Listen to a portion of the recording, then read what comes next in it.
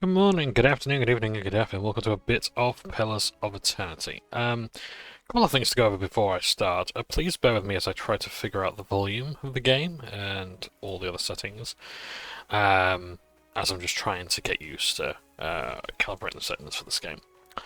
So, we are going to be playing our character from the previous save file. Oh dear, we don't need to see our previous game. And we're going to be playing with Rodney, Psycho Rodney. And we're going to find out how things happen in this game. There's two modes we can play with, turn-based or real-time.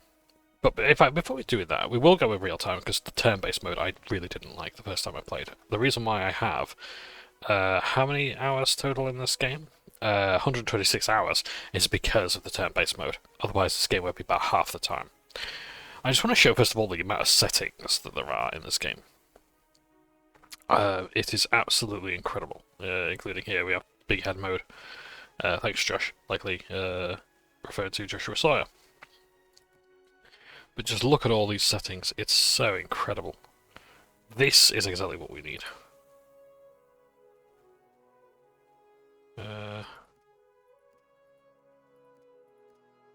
Sophilia's back as well. Yeah. But yeah, it's really good.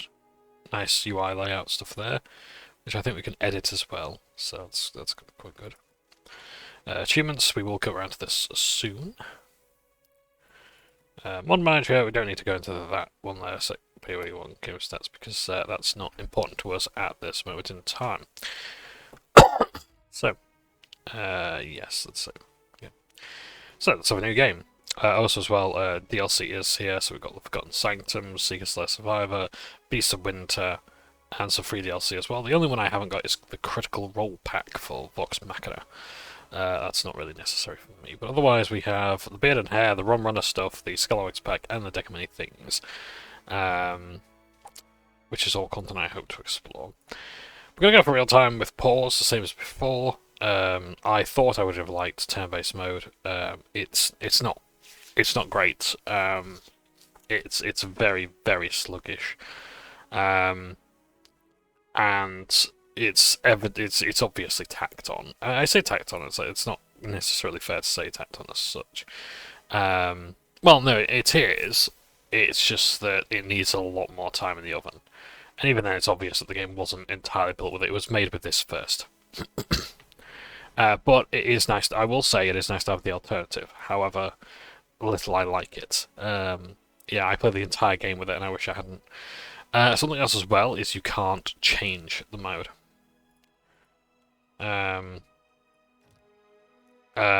the game, as far as I could tell.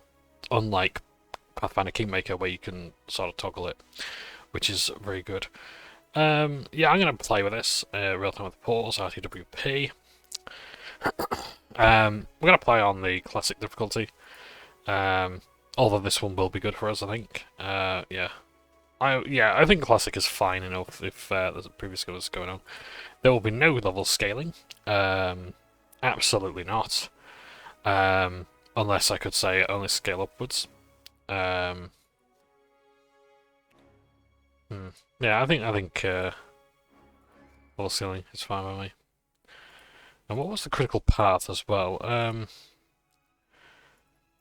I can't quite tell you what that is. We've also got here some gameplay modifications. So we have Trial of Iron, so that means you have one save file. If the party is killed, you must start over again, and it can't be changed to game. You also have Expert mode. So yeah. You can also play Story mode and Trial of Iron, interestingly enough. We're also going to be using Barath's Bone of Blessings as well. So this is something that you get when you have unlocked achievements. So in my previous playthrough, I've got 50 out of 55 achievements. Each achievement has like so many points attributed to it. So yeah, so we're going to choose which perks we're going to start off with. So let's just go through them. So you got starting money here. Always a good thing to have. Start at level 4. improve your attributes. I think it's only by 1, but still. Begin with the world map explored. I like that, but I don't think it's quite right on this playthrough. Your class grants double their normal skill bonuses. Could be a good one to go for. Begin the game with 5 quality items and weapons. Not great. It's not as impactful as the other ones, although it is incredibly cheap at 5 points. Begin the game with Stormage Sails. Ship upgrade, that might be a good one, because you move 15% faster in your ship, and you do 50% more damage with it. Begin the game as an expert ship captain, which I think affects the reputation and difficulty of the game. There is the unique item vendor. You can start as an infamous captain, as if you had survived a mutiny. Crafting and chanting currency costs are reduced. Pockets full more rare items. 3 unique veteran sailors are available to hire. Eddie can have the pet slot if Eddie survived the previous game and you want to upload that save. Otherwise, the game just sort of assumes that it does. Mythical Ardra appears, and that's used for crafting. So let's go for the ones I absolutely want. So I want to begin the game at level 4, my character from the previous game. So basically, when you start this game, even if you load your old save, you still carry over your old stuff. So you don't carry anything over, really, except the deeds of the past. So your equipment is not there, only your deeds, only what the game remembers from the previous game. So, hope we will absolutely begin the game at a higher level. We will have inherent bonuses, yeah, so we've got 64 points left to spend. Yes, my class will grant double their normal skill bonuses. We've still got a lot we can do. I don't think it's fair to say my character starts as an expert ship captain right off the bat. I will go for this one. A mythical Archstone appears in the prologue noir. That's because this is a rare crafting item. I think there's only about 4 in the game, so if you can start with a 5th one, and give you an advantage, because that's giving you like plus 75 damage on enchanted items. That reminds me, crafting and enchanting currency costs are reduced. I will go for that, and I can afford one more major one. So I could go for that, and then go for something else, or I could go for the 50,000 starting money. I'm going to go for that one. That's my wealth from Cadnua. That I've carried over before embarking on this quest. Now I've only got 1 point left there, so that's fine. So yeah, I'm absolutely fine with that, so we can start the game and have a recap from the game itself. On an unrelated related note, I said that I was going to drink a Bugman's beer to celebrate the end of Blood of Eternity 1, but instead I'm drinking Bugman's Triplex for the start of this one. It's not very nice. I paid like £6 a bottle, and it's like, it describes itself as straw yellow, thirst quenching, fruity, and floral ale. Stout brew for a stout warrior. Does not contain stout. It's basically Stella. Like, I'm not a lager drinker, but even then I would expect more. It's massively overrated. The cycle of reincarnation watched over by the gods, and made possible through pillars of a mystical substance known as Audra.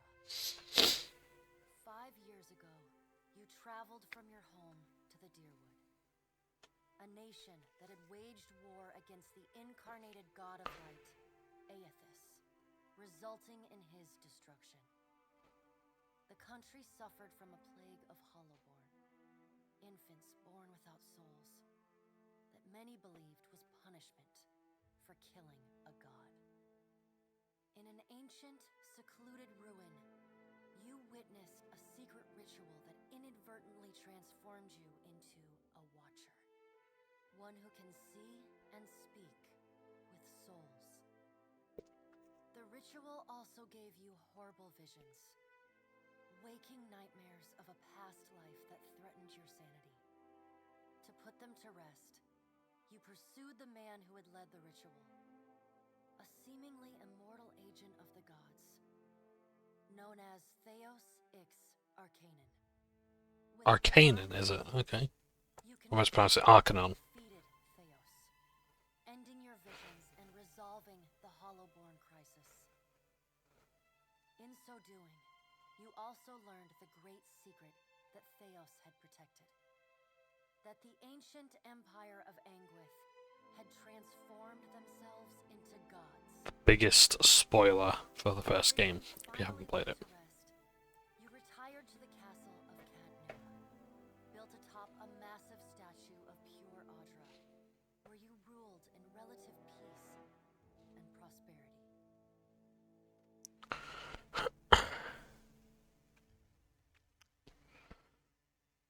That's a pretty good recap that's fairly neutral about the origins of your character. You fixing up that old keep? Lifting the curse? Must have told it 100 times. But something got to gnawing at me. Thinking the spirits there weren't really at rest. But maybe the gods weren't finished with us.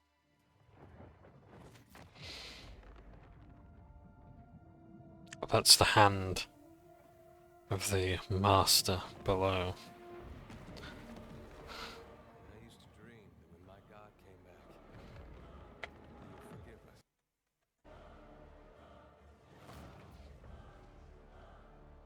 That's the trouble with dreams. Sooner or later, we all have to wake up.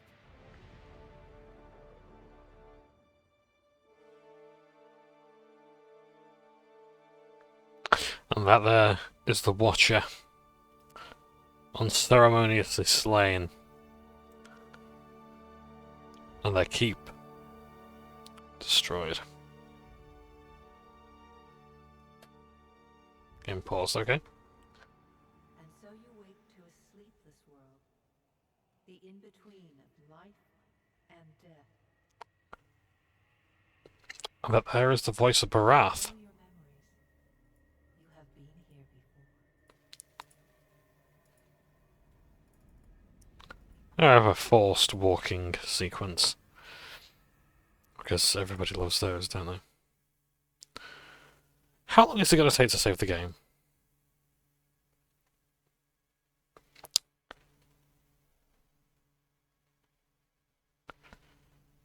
I think I need a quick save button because I'm not doing this again.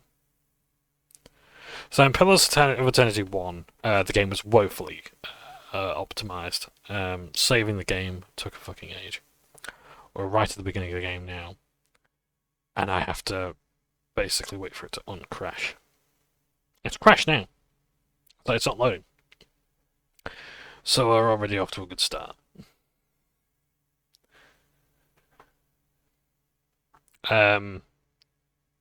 Yep, still waiting to save the game. Still waiting. Oh. Ah, I see. My apologies. It won't let me save the game. Okay, so I didn't notice there. How cleverly they would have put the save thing there. So, You have seen past the shroud. You are the Watcher now, and the Watcher you will stay. that was the voice of the hanged woman that we saw at the tree. Souls knows their pasts, and the souls see them back. That's the bloke, I can't remember his name. We're supposed to not get mad like him. Dubious honor, inheriting a fortress both broken and cursed. That's the voice of the warden of Cadnua, whose voice has no effect. What is a god? Theos Arcanon, or Arcanon. A rewarder of good deeds and punisher of the wicked.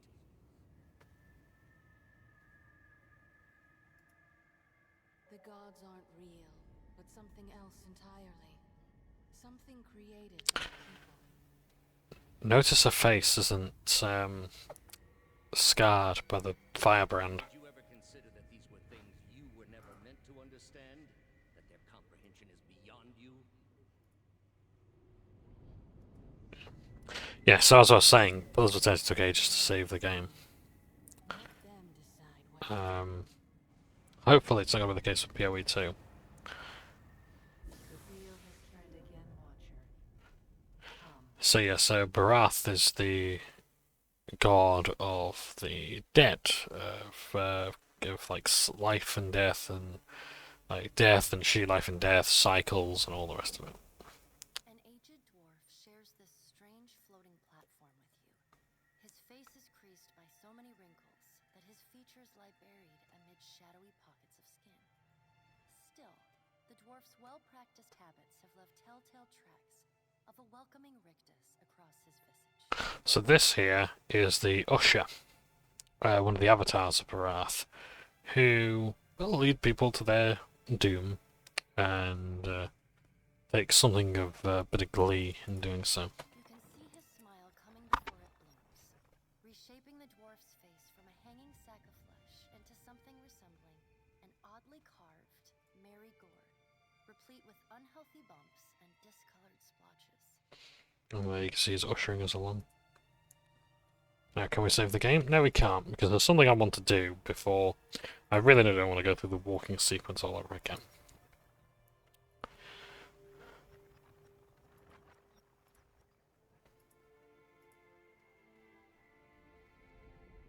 Sit. Please. And there we have the avatar of the Pallid Knight.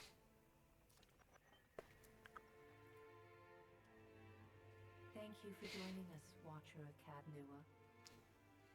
The gaunt woman seated at the table is clad in time-worn black armor that seems too massive for her to move in. So, I don't know how often the narration happens. On the one hand, I do like it. On the other hand, I think narration is often too slow. I know people describe me as a fast talker at times, especially in my reviews. But, yeah, so there's times where I really don't want to sit through voice dialogue and I'd rather read it myself. Yeah, so one of the cool features about this game that has been massively popularised, I think thanks to the efforts of people like Owlcat Games, of Pathfinder Kingmaker, Rogue Trader, all the rest of it, is this, hovering over things. Oh, and Obsidian did it with Tyranny as well, another game. Cadnua, and so you hover over it and you say, oh, well, what is Cadnua? Well, Cadnua is was a deerwood. Oh, it doesn't open up the text box, never mind. Cadnua was a deerwooden castle built over the ruins of the endless paths of Nua. Considered cursed, few ventured into its halls, and even fewer made any effort to hold the castle or the lands around it. You became a de facto lord of the castle after defeating its previous master, the Watcher called Merewald. That was it, that was the name of the person I was thinking of. As the Watcher of Cadnua, you ruled the stronghold until it was destroyed by Eothas. The god of light occupied the outer body of Maros Nua beneath the castle and pulled himself out of the ground, destroying it in the process. I don't think I knew the name Maros Nua before, but okay. A pale, slender neck rises from the gorget, topped by a hollow face. The milky skin stretched across it is delicate and translucent, like parchment that has been scraped clean too many times. Okay. She is preoccupied with the arrangement of cards on the table between you. With each movement, her armor squeaks and groans as though bearing an incredible weight. She places a final card. So this is the And raises her eyes to the Right, so as I was saying, this is the Pallid Knight, another avatar of Barath, who, if you try to defy death, she will meet you on the road and she will slay you. It is, as far as I can tell, unknown.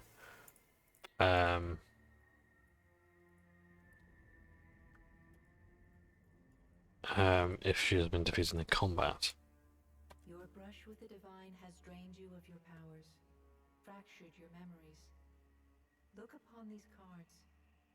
They represent the courses of your life. You alone know best how they flowed. Arrange them to fit what you remember. Examine the cards, choose your legacy. So basically what we can do now is we can choose one of these histories. So basically, were you a benevolent soul? You return the hollow-born souls to, and you got the soul, the deerwood, etc. Hylia is the goddess of the sky. Okay, so you choose to send the souls of the children that were lost back to the bodies of the to their bodies. This is sort of the one that I would have gone for, if it not for PoE 1. You return the. This is what I did. You return the souls lost. Return the lost Hollowborn souls to the wheel as you place to Barath. So this is who we are here. You can read that if you like. Most other choices were judicious and balanced, tempered by rational thought and fairness rather than sympathy or emotion. This follows the fittest. As you place to Gallowayne. You can consign the souls of the Hollowborn to oblivion as you pledge to Rimagard, god of entropy, cold, winter, bad luck, famine, and natural disasters. Manifests as a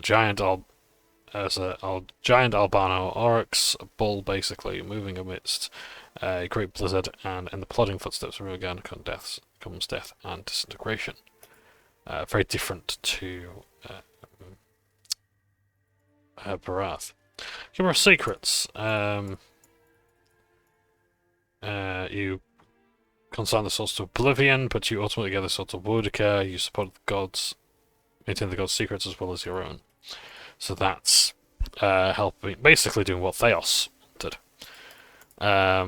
Which is, it's one of those really pointless endings. Mass Effect had this problem as well. Spoilers for Mass Effect 3 if you haven't played. But basically, like, 2 of the 3 endings are like, you helped, like, if you do one ending, you helped the antagonist in the first game, Saren. If you did the other one, you basically did what the Elusive Man wanted. And if you go for the third one, well, that's the one that you kind of signed up to do in the first place, ever since the beginning of the game.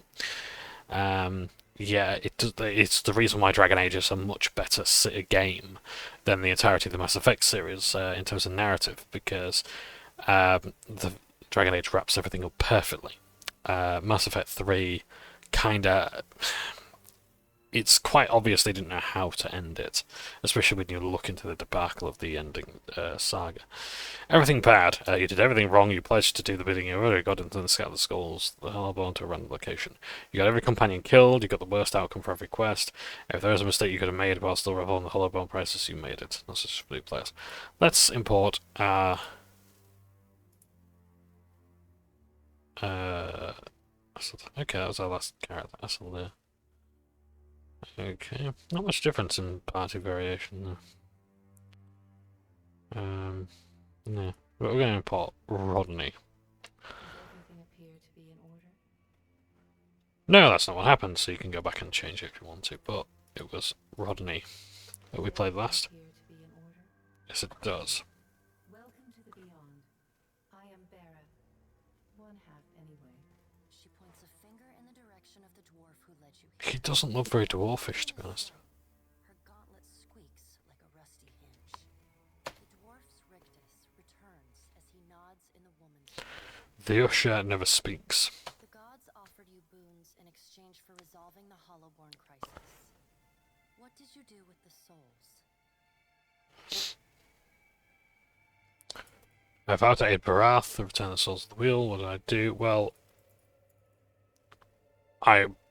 you've got the save file.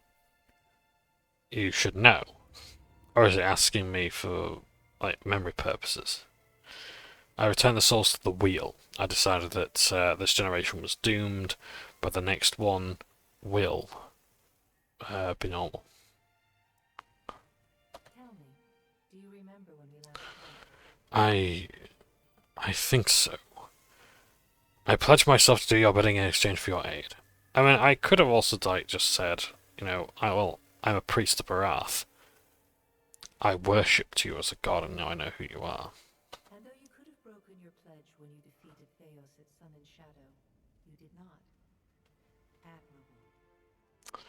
Let you read if you want to. But basically, Theos was part of a cult called the Leaden Key, who was, as it says here, devoted to keeping the secrets of the gods. Basically, the gods of Pillars of Eternity are a bunch of people merged together. And this came at a great cost, like possibly millions of people make up one god. And it was an attempt to end holy war. the idea that, like, okay, people are always going to fight over which gods are real, which ones aren't. And basically the Engwithans, this ancient empire, decided that we're going to go out with a bang. So what we're going to do is we're going to merge, we're going to become the gods of the next civilizations that come, and we're going to be the single pantheon. Yeah. Yeah. And that was essentially it. And then that way it would mean that the gods aren't going to fight among themselves, so they all agree to these terms or whatnot. There's no need to go fighting in each other's name. But Eothas has kind of broken this rule sort of twice. Hopefully we'll find out why. She delicately places a card on the table. A bell in the tower. Her fingertips slowly drag away from the card, faintly creaking as they retreat across the table. You had need of the gods once before.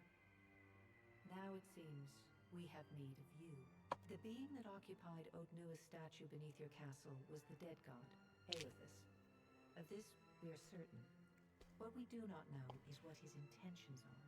Though Eothas stole a large fragment of your soul, you were strong enough to survive the onslaught and enter the in-between. I would like to have thought that it's not just that I was strong enough, it's like... I mean, actually, no, I like the idea, because... Oh. He has chosen a body made of living Audra, perfused with the power of thousands of souls, including yours. It should be little difficulty for an experienced watcher to find him. Yeah, on the one hand I was like, you know, also as well, because of my aid from Barath, I'm saved. Yeah, I chose to worship the god of the dead, I'm therefore saved. On the other hand, I sort of know what the gods are, and I'm kind of pissed off, so, yeah. So I'm going to be quite antagonistic towards the gods in this game and say, why don't you just do it yourself? Taking a physical form in AR is fraught with peril. Most mortal minds and bodies are incapable of containing divine power. It can lead to problems, as Eothas learned not long ago. So Eothas had actually possessed the body of a Red Seren farmer named Whiteman during the Saints, basically kicked off the Saints' War. And he basically went around trying to essentially expand the domain of Red Seren. It wasn't entirely known why this was. It was a big problem, but Eothas was considered a big problem. So basically, the war ended when his mortal vessel, Whiteman, was blown up by the Godhammer, who one of our companions had actually helped build. Her armored hand gingerly places a card sideways on the table. It features a man with a burst of light instead of a head.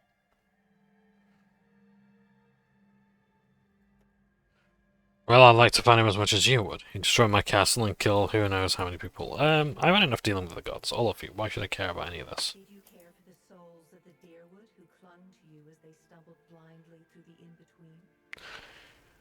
The in-between is basically this world. Here's the landscape, empty, but for the glow of the souls, Ardra, and Watchers. This is the place that Watchers peer into when they observe and speak to lost souls or soul fragments. Even the gods cannot reach it. Right, even the gods cannot reach it, and yet here they are. Right, okay. I mean, yes, I did. You are a beacon to all of the lost, Watcher. Your soul gleams as brightly to them as Audra itself. For a moment, there is a glint in the blackness of her eyes. A flash of wondrous recollection. Those who have fallen in Eothas's wake are trapped inside him still. If you will not help them, who will? Please excuse me 1 second, as I just check something real quick.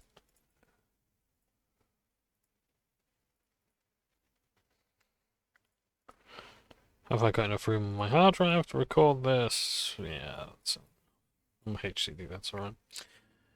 Yeah. Of course, if that doesn't convince you, I can always return you to the wheel and find someone else to pursue him.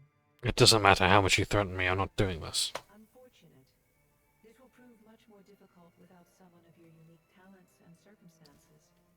She raises her gauntleted hand and gestures to the dwarf hovering at the periphery. The dwarf nods. supernaturally wide smile returning to his face. He gestures for you to follow him. Fuck for him. And that's the end of the game. No sooner has Bareth spoken than you feel yourself eventually. Oh. Your soul reforms and finds its way into a small, crawling thing of fur. Sorry about that, I skipped it. You know the world by sound and scent, as food and danger. The concerns of gods and nations are beyond you. It is a simple and satisfactory existence, though your mind can conceive of no other.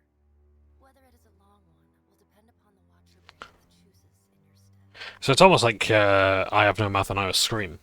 Barath is just so done. Okay, fine. You've been reincarnated. Your soul has gone from the wheel, launched into the body of an animal. And, yeah.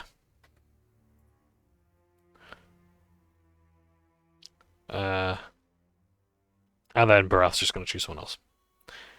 It is quite funny that that is an option.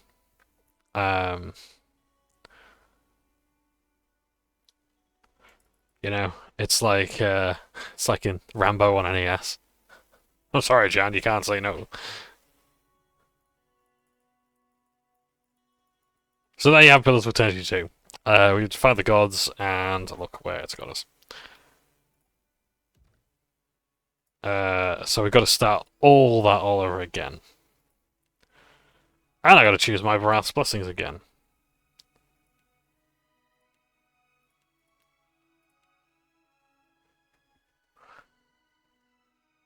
Yeah, that's grand.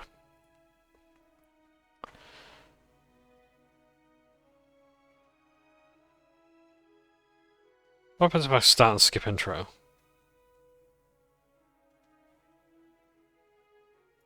I don't know. Well, let's carry on anyway. And we'll try and get through this bit as fast as we possibly can. Yeah, so it's kind of funny that you can actually just say no to the gods. And Barath, it's interesting. That like Barath is just so willing to disregard a former priest of hers after all that you've done for her. And yeah, then again, I don't blame her myself, to be honest, because I would like to think that my character has exposed the secrets of the gods.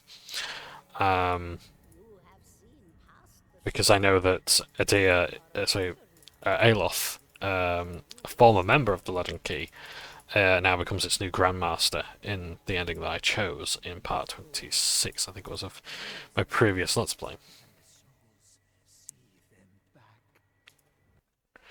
Just check. Half an hour in already. Yeah, okay, that's fine. So, yeah, A dubious honor, inheriting a fortress both broken and cursed. it is funny. I like, for all my attitude against the game right now, because I don't particularly want to play, but at the same time, I'm like, this is the best chance I'm gonna get. But yeah, like I just feel funny, you know. But something else entirely. Something created by people. So yeah, so I want to choose my character. And I got to re-roll as well. If I get to choose my background, then I'm absolutely going to change from a priest to Barath to something else, because priests are cool, but there is another priest.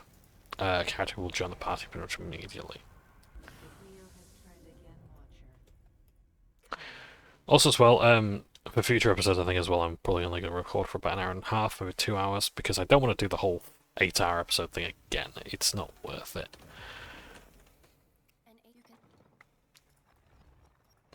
So yeah. I love this effect, what they've done here. I will absolutely 100% praise that. Look at that, it's amazing. The scroll as well is so smooth. Look at that skeletal hand there as well, it's amazing. Sit, please.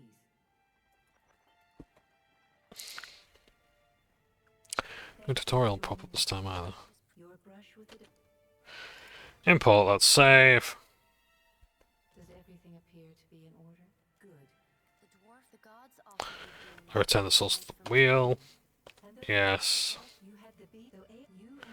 Why don't you just do it yourself? We've already heard that. Gingerly places a card sideways. Why should I care about any of this? Then let's get on with it. Before you return to Eora as my herald, you must remember who you were, the last whisper of life in death. For a moment, the sockets of her eyes darken, leaving the pits of a death's head gazing out at you. When you can picture your own face, the beyond will lead you back to your own kind, to the world of mortals. See, I don't like this. They sort of insist that you must be your old self. Why not instead offer the player like the chance to be reborn as something better suited? Like, you know who you were, you know your allies' abilities. Do you want to be better? Or do you want to remain the same? So I can choose a pre-made character, such as this one. So it could be fire godlike, meadow folk, nature godlike, savannah folk, wild orlan, or mountain dwarf, for example. Oh, there's even more here. For more like lore appropriate names as well. Or we can make a brand new character, which we will. So we choose to be male or female. I already played a woman before, so I'm going to play a bloke again. Each race has its own perks, so humans get all folk get Might of Resolve, Orlans get -1 to Perception, but +2 Perception and Resolve.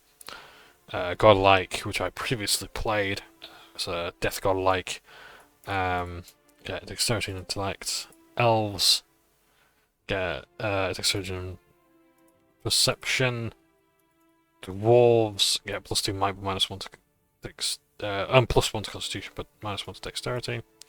And Almoa, who I quite like. I'm quite fond of Almoa. +2. I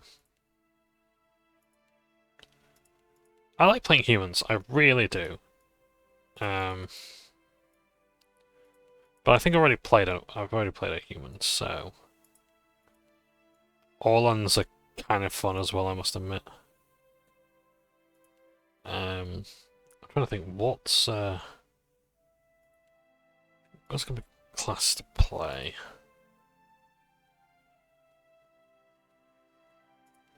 I think I'm just gonna go with a human. I think I'll class to play as Cypher.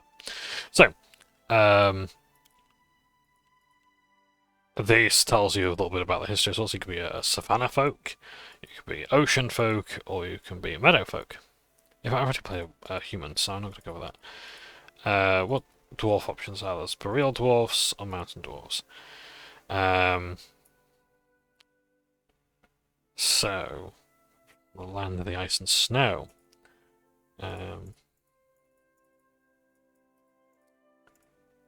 And they also get different perks as well. So, hale and hardy, mountain dwarves are the most well-travelled race in the aura. Their incredible journeys have exposed them to all manner of lethal hazards, giving them a resistance to constitution afflictions. Nice. Oh, well, let's have a look at the different ones, because I like coastal. I mean, both are good, coastal and island. Sea legs, okay, they have a resistance to might afflictions, or they are not reduced to wading when running through such impediments during combat. Okay, so there's like difficult terrain in this game. That's kind of cool. Island Almoa. What about elves? Wily Step, resistance towards dexterity, afflictions, pale elves. The pale elves' long history of living in inhospitable climates are going to inherent resistance to burn and freeze damage. I thought they'd be more vulnerable to burn damage. Ice burn, maybe? What about Orlans? Why have I got cancel commands up? I do apologise. Orlans, what do you get? Resolve afflictions. It's crits. Minor threats. I quite like that one, to be honest. That'd be cool for a rogue. My character's going to be something of a leader. Oh dear, no, go back. Right. So, yeah, I think I'm gonna go for Island Omar. They do not take any... they have no trouble getting through terrain. Would you like to make a single class or multi-class character? Multi-class I don't particularly like. I'm going to be a single class.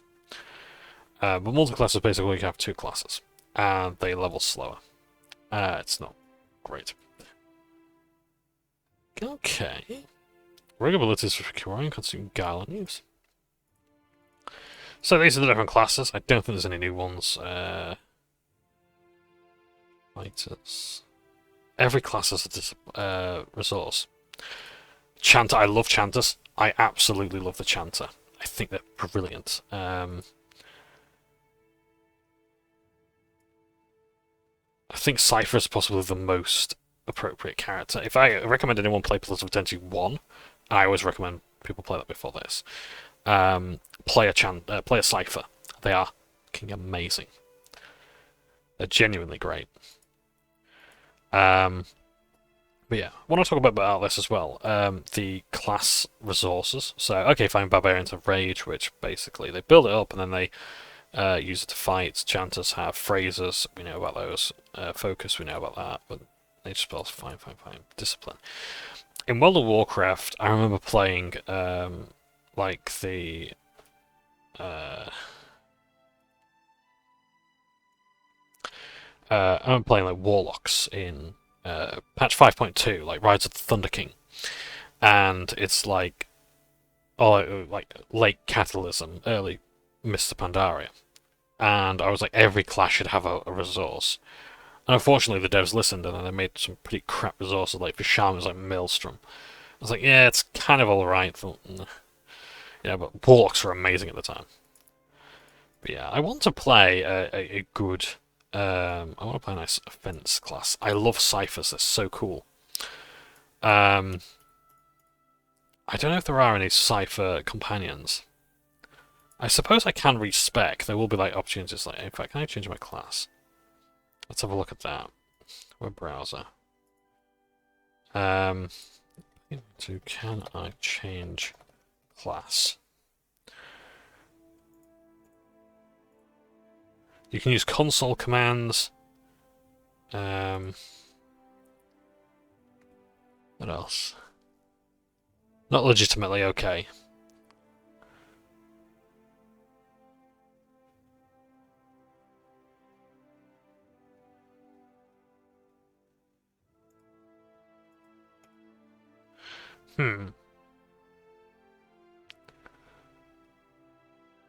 Okay. I wanted to play a Cypher, but I do like Chanter. I really like the idea of a Chanter, so I think I'm going to go for that. And it's more my thing as well, so it's about knowledge. So Chanters, they're bards, essentially. Yeah, and that's the sort of thing I want to do. They also have these skills as well, so Bluff, History, Arcana, Sleight of Hand, Diplomacy, great. Cyphers are cool. They understand magic very well, but not my sort of thing. You could choose a subclass. You get neither additional class benefits or penalties, okay. So, I could be a Beckoner, so I can summon spirits from the in-between. I can summon twice the number of creatures, but they are smaller and have reduced health and duration. They also cost an additional phrase. Be a Scold. Invocations cost -1 phrase, but melee weapon critical hits have 50% chance to grant a hate. Okay, fine. Non-offensive invocations cost +1 to phrase. Troubadour. Okay, Linger for phrases has increased significantly. Brisk recitation. Okay. Bellower. What's the power level? Based on the number of held phrases. That's kind of cool. Summon invocations cost more as well. What about Scold? No. Troubadour? All invocations cost +1. Moves to Linger. That's actually kind of cool. you want to read some of the stuff? I don't want to be boring and go for no subclass. Fights aren't really lasting long enough for me to get all my phrases in PoE 1, so I'm kind of going for no subclass. On vacations cast, yeah. Combat's not lasting long enough, so. I mean, with Troubadour, increases the rate that phrases elapse. That's about building up the phrases. So I'm gonna go for Troubadour. Troubadours are the master of the chant, able to adjust the speed of their chanting and the linger of their phrases to suit the battle. More passive than many chanters, Troubadours relish on support role in the midst of the comrades. Okay, that's fine. Yeah, I'm gonna go for Troubadour. And I could choose my abilities, I think. So, and a lot of these sort of are from the original game as well. So, increase the stride. Okay, fix move speed. Okay, that's fine. That's good that they've actually called it stride rather than move speed, because speed was a weird stat in PoE 1, in that you weren't entirely sure what it covered exactly. But Rennie Darrett's Ghost, he will not rest. Summon, I can summon, or I can summon skeletons. I do like my skeletons. Rennie Darrett's Ghost, he will not rest. It requires 3 phrases to summon. Requires 3. Yeah, so because I'm going to be a summoner, I do like my summons, so I want that. And then a phrase. Stride, reflex, health restored, and enemies take damage. Dull the edge, blunt the point. I like this as well, working in percentages, that's good. Oxygen and will, it's pretty good. I'm going to go for the healing one. Yep. There we go. And I put my points in.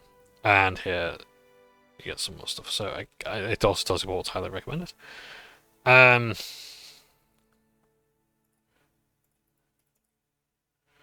I'm going to have to just double check what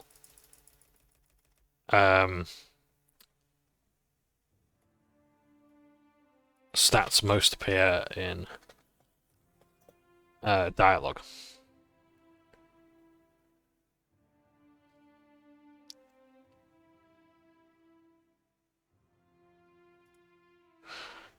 So, I think it's going to be mostly perception, I think. Someone did the data on it. Okay. Perception and might are the most important, and constitution and dexterity are the least. Okay, let's have a look at the data.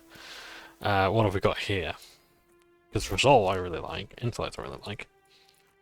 Perception is good. Might.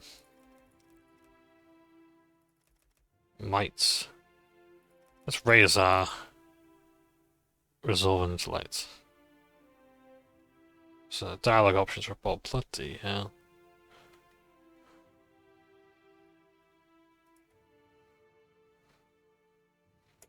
So the Watcher, I think there's 7. No.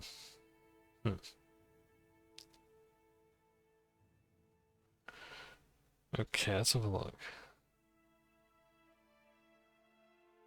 So yeah, so there is about 61 dialogue options, I think, for the Watcher with perception, 38 with high resolve, 45 with might, 36 with intellect. Yes, it's pretty much all those, so perception's going to have to be quite high. Lots with might, so it's really going to be perception and resolve. Which I'm okay with, like that. I don't mind reducing my might for the time being. Recommended for Chanter. I don't really need Constitution, right, because here's what it sort of affects. I mean, the thing is that like all these stats are good. They all affect you. Like might isn't just like your arm strength; it's your spellcasting ability, your healing. So a priest who's healing might want high might. Perception increases accuracy, which is pretty much like the most important stat. I do want higher intellect actually. So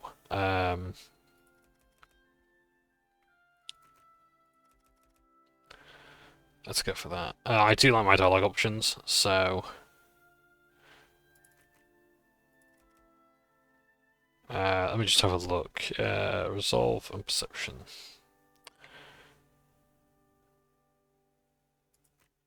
Let's have 15 across there.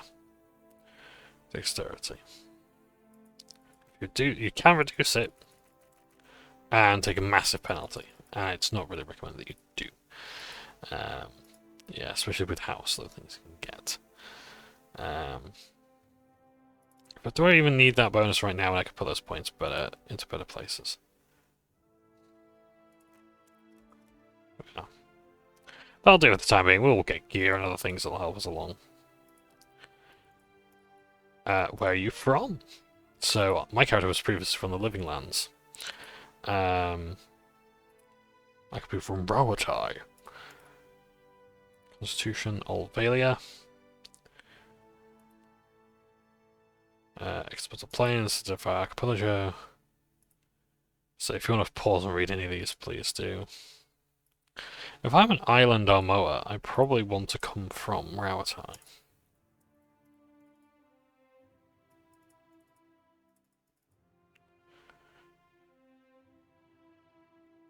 Yeah. So my job is to like find out my people's history. If I'm correct,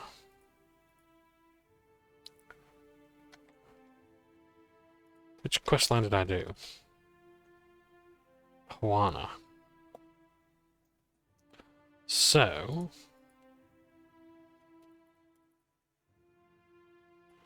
dominantly populated by Island Armoa, the Juana, okay.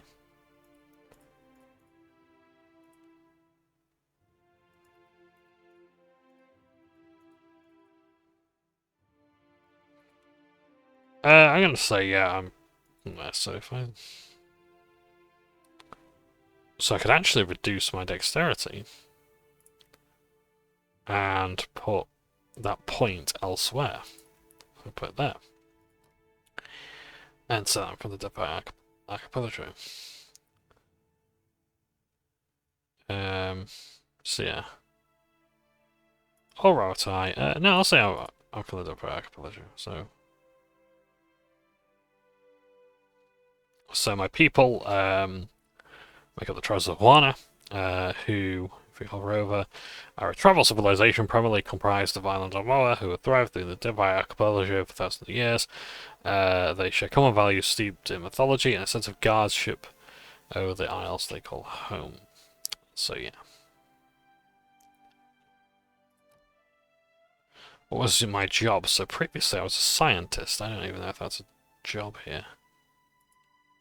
Could be part of the clergy. These are like your skills rather than your... It's nice. I was an aristocrat. I was a raider. Oh, I was a slave. Merchant. Mercenary labour. I want knowledge. See, that's the sort of stuff I quite like. That because I am going to be like a diplomat. Streetwise bluff. Yeah, a merchant. I'll say a merchant. I could choose what kind of bow, or weapon that I'm good with. So, I'm okay with going for like, I want some like a melee weapon and a ranged weapon. So, let's have a look. Excuse me. So,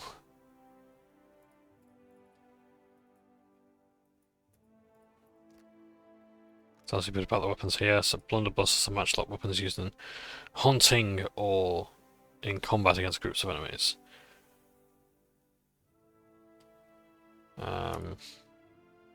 So they can actually shoot like arcane weapons.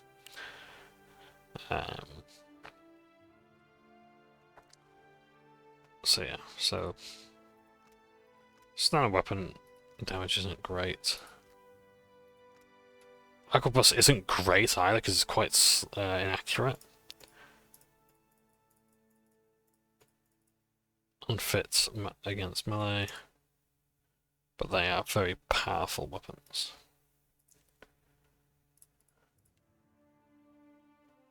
Pistol. There's no penalty for using a weapon without the corresponding proficiency. This is access to the modal ability. So they do less critical damage. Okay, fine. So I think I'll go for a pistol, a one-handed pistol. I do like the arquebus, to be honest. In fact, you know what? Let's have some fun. I want to use that. I want to use a fucking gun. So I'm going to. Attack time and reload speed. That's...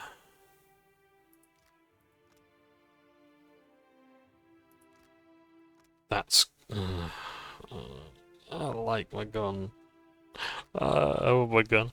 I don't understand why it's less accurate, though. I suppose it's the damage. But even then, 20 to 26 damage versus 15 to 19. Nah, let's go with that. And what melee weapon do we want?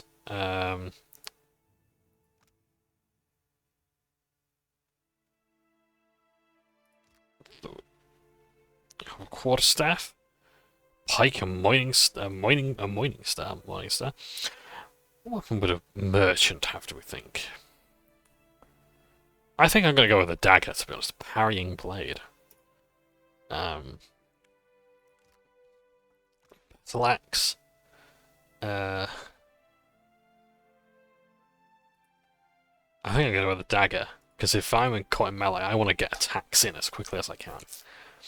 So yeah. So yeah. And now we choose our portraits. Doesn't appear as though they have many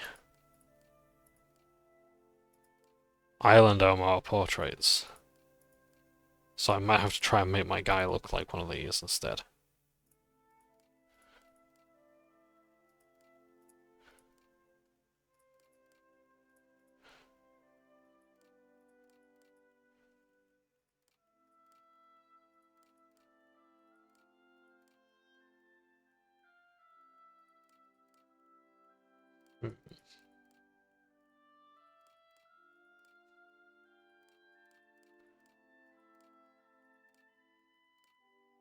Let's see if we can't make him match, say, this one, maybe. Cloth colours, that looks good. Skin.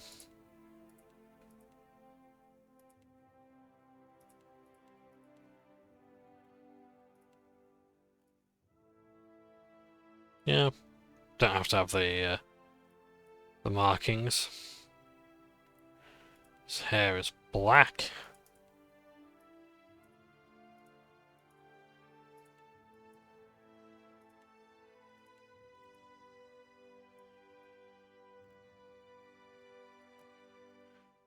It's how we have different faces. Let's have a look, let's get a closer look.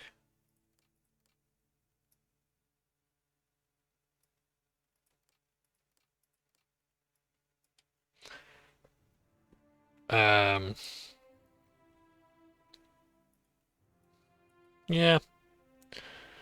Give him a beard. Oh, it appears as though they don't have facial hair. Okay.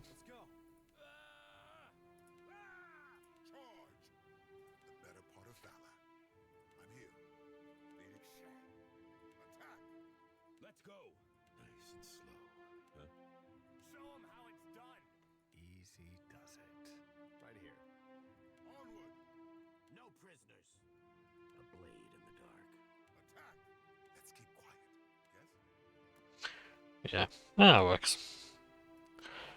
Sure there's no better portraits for my guy. Oh, because they have facial hair. Great. Definitely no more Armada stuff, yeah.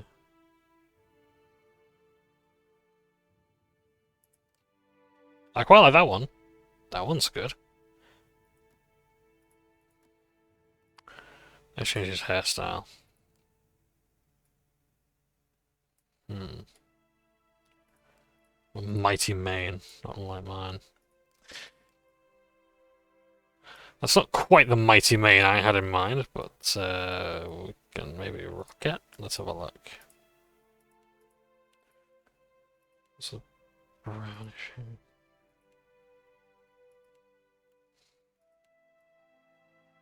It'll do. Skin can be a bit lighter as well. Oh no, we want that.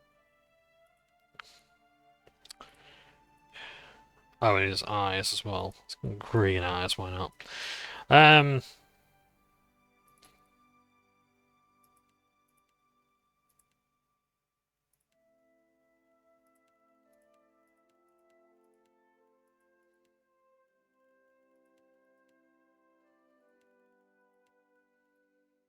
That'll do. That'll do. In fact, can we do different markings? Oh, that looks good. I like that. We'll do that. Leading the way. After him! Let us end this! Sharp eyes. Onward. Easy now. His pose. Let's have a look at his pose, shall we? Can we see him okay there? Yep. Right. I like the poses you can do. Roguish, I like that. Sassy. Stoic. Sullen. Sickly.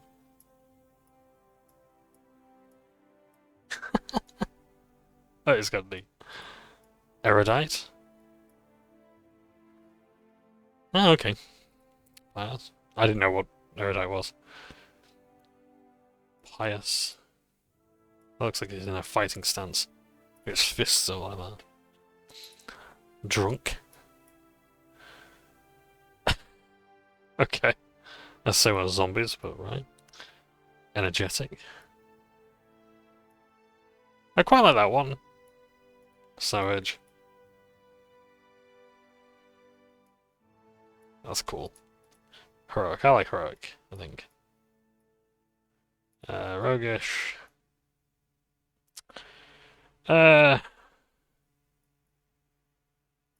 Stoic or roguish?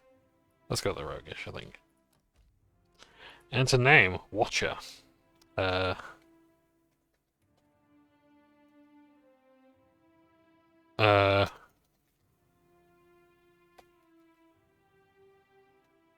Raudnai.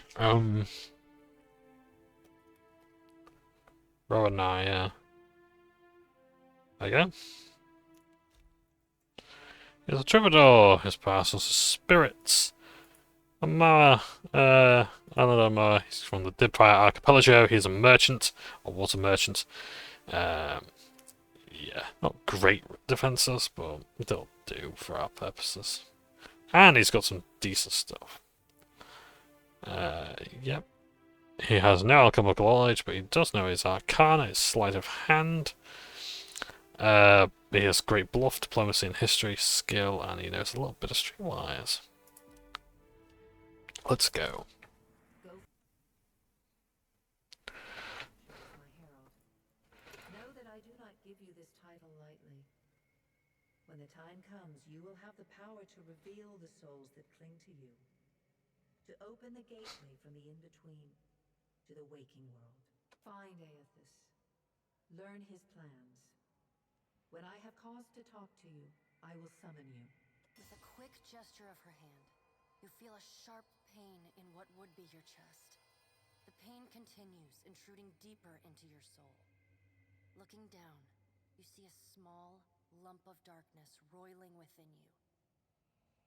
The darkness lingers there, but the pain abates and fades entirely within the span of a few seconds. A chime. Do not fear, Herald. It will not harm you unless you choose to cross me.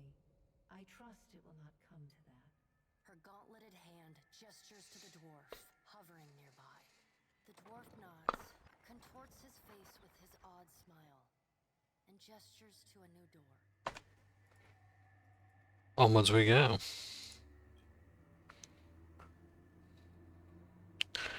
So yeah, if you like these scenes, you'll be pleased to know there are more of them. Yeah, so again, I would like for there to be a bit more dialogue about the past, being a, priest of Barath, but I suppose it's what counts now. Even then, I don't really know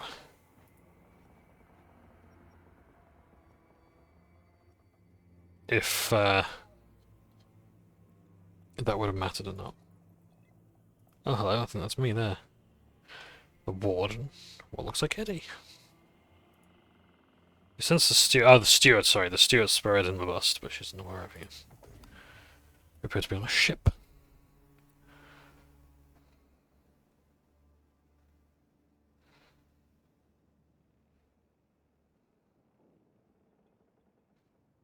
Or in no ship.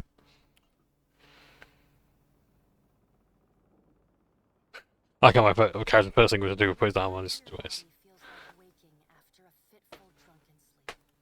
The rocking of the ship sends pain jolting through your limbs. Crashing waves hammer inside your skull. You have gained 50,000 copper. Adair watches over your body with a glazed look, taking long, even tokes from his pipe. At the first movement of your chest, he starts. His gasp, mid-puff, sends him coughing and straining for breath. No, there's no way. You're awake. What are you doing awake? How are you feeling? Interesting here that you can, if you're a mystic, or if you're a philosopher. Look at that. Who are you? So we know Adair. He was a former soldier in the Saints' War. His brother fought for the other side, but they didn't really get to understand why. Adair never found the answers to why his brother fought, but he is sort of at peace now. He went to Deerford Village, I believe, and just tried to help out there, and he made himself a nice reputation. Weak, but I'm sure it'll pass. Sure. You've been out a long time. I hate to cast a pall over your recovery, but I'm afraid I have some bad news for you. The voice echoes from inside the bust. The remains of the steward of Cad Nua. Cad Nua has been destroyed. Eothas possessed the statue of Maros Nua and rose from the ground. He was the son of Annua. Of all nearby. Okay.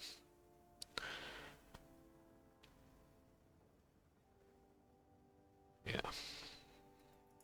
It is only by the exceptional strength of your soul that you survived.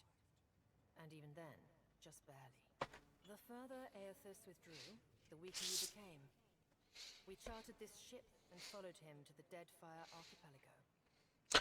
You are going to hear me say archipelago a lot.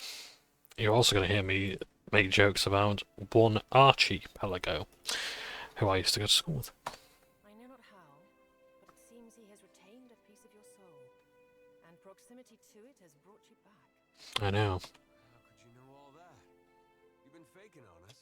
Folks that you call the wall. Your shoulder with one finger. Yeah, that's going to take some getting used to. Misfortunes brewing topside. We... Magran fires the captain's stars. Magran? With ale sour breath, rubs his bloodshot eyes and stares at you. Magran was the goddess of war, fire, transformations, purification, consumption, and trials. Patron goddess of the Deerwood.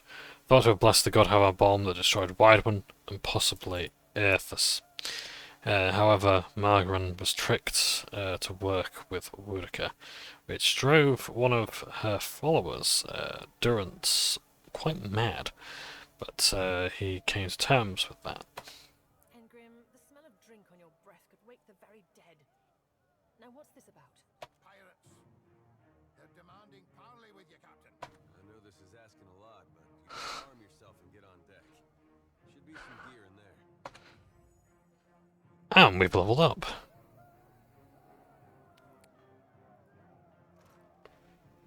Nice. And would you look at that? Archstone.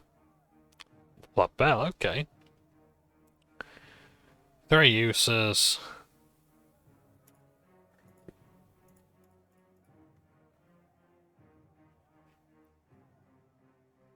Noise, loud, quiet, impact. Okay. Don't think I want to particularly use that just yet. So there's our mythical Ardra Stone for much, much later. Alright, now make some use of it. Now let's equip our gear. Gun there and a dagger there. Oh dear, no, I don't want to take my pants off, thank you. I could put some mail on, but I don't think I will. I want to try and pack light. Then again, I don't know if I have any people in my party yet, so let's just have the mail armor on. Alright then, oh, we've leveled up. Are notorious. I suggest you deal with them quickly. So thinking, oh, look at that, nice and quick, that's what we like to hear. So let's level up our character. We can choose our skills to level up, so first of all, we're going to level up our... I think mechanics might actually be the best skill to level up. Sleight of hand isn't something I really want to use right now. Although Arcana, no. Explosives, nice. So mechanics, and I want to improve my diplomacy skill. And here we have the skill sheet, essentially. So these are active abilities, the ones we use, and these are the ones we get without having to use them. So these are part of the Troubadour. So I can choose to buy a certain amount of them. I've already got that one. Arms bearer.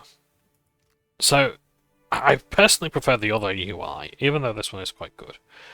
I personally prefer the older system, where you had so much more choice. Whereas here, like if you want, for example, the miscellaneous sort of stuff like this, now you have to wait until later on, where you can get other stuff. But I appreciate where they're coming from with this. A friendly aura. I think I'm alright with my one summon at the moment, to be honest. So I think what I'm going to do is I'm going to try and improve the party. There we go. So that's our second level stuff, so now we're going to go to third level. I think my knowledge of mechanics wants to go up, we'll do that, and my knowledge of diplomacy wants to go up as well. Now, because we're level 2, we get this line. And I think there's... Ah, yes, of course.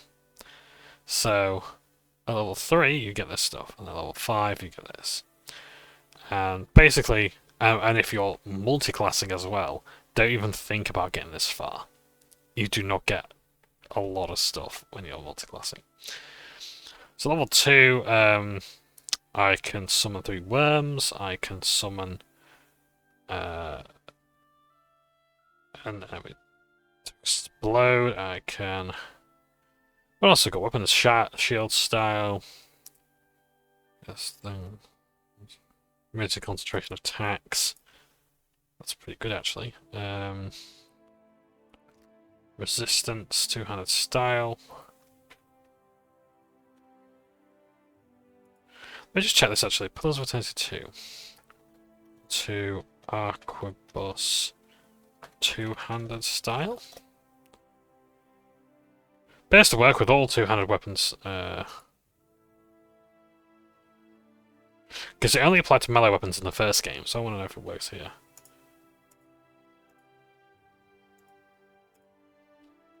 Apparently someone tested it with the console and it doesn't work.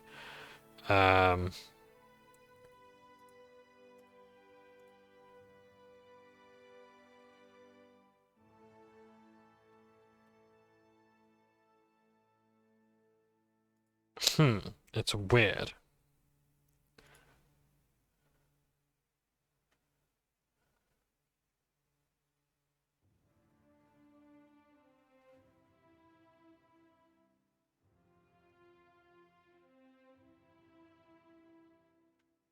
I'm not sure, because it might have changed since.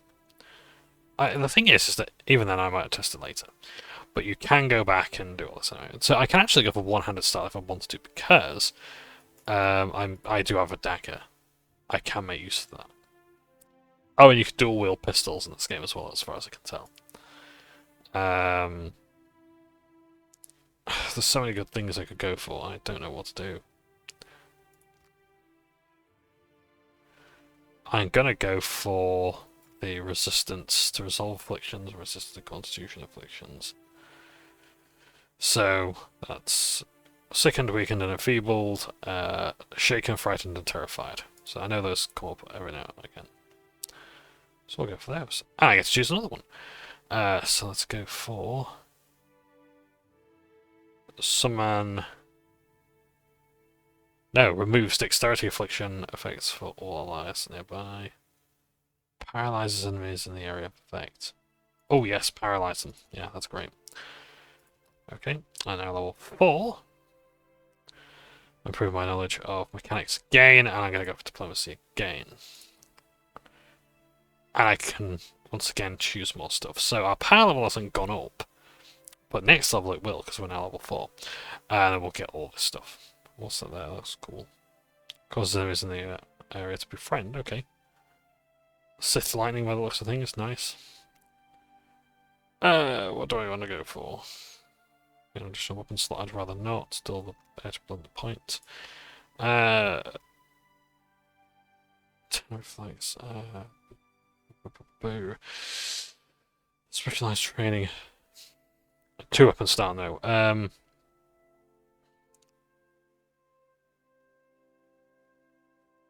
Causing shock damage, increase the... No, let's go for some other stuff that helps resist.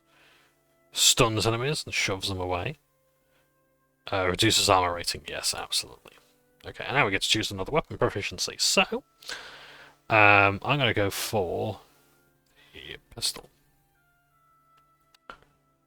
So it's good that we actually get those things. Great. So now we've done that, we're going to save the game. We're also going to have to get some songs together as well, I think. Empower. Okay. This is a new thing as well, I think, in the game. Yeah. And give yourself a boost. So, my first chant.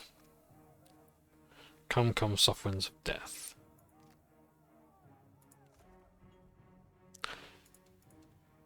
So, our chants... What are we going to call it? Call it Rhyme of the Ancient. So...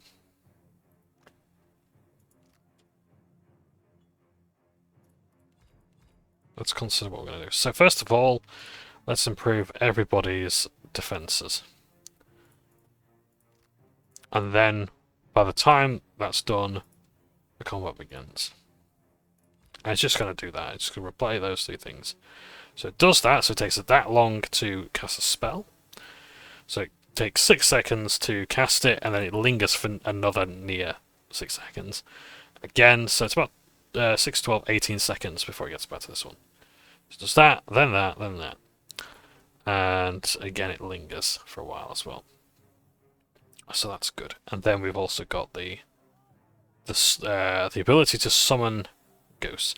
We also have ourselves this as well. So we can make things... We can sing faster and get through, if I show you. Get through these faster, but the effects won't last as long, so... But yeah, we'll see how we go. The powers of Deadfire are notorious. I suggest you deal with them quickly. Get armed and suited up. We gotta get on deck. The word Ukaizo is scribbled out on many points of this glove. Okay. Armored. Now we'll have lost by the time we do. Well, let's go. Well,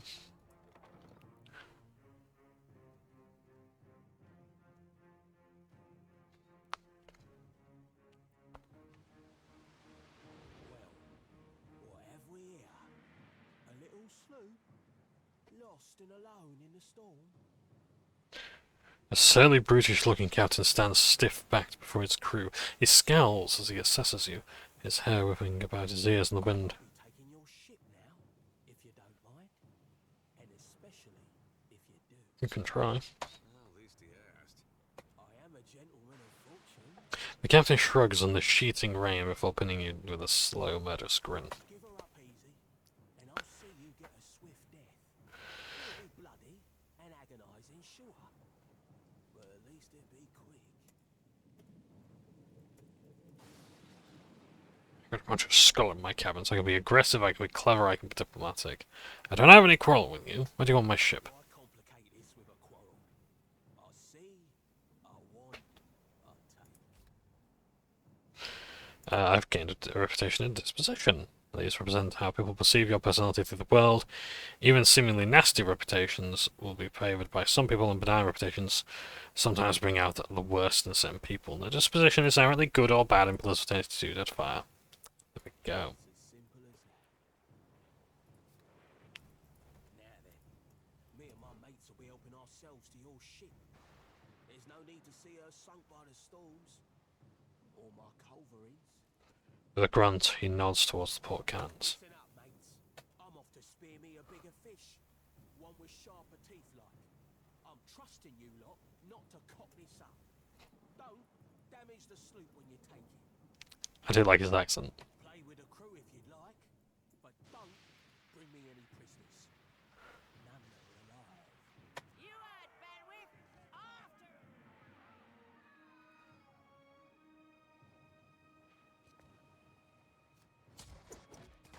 Defend the ship!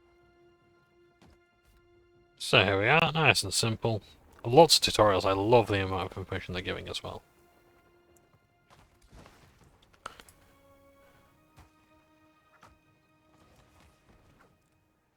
What's the range of my chance as well?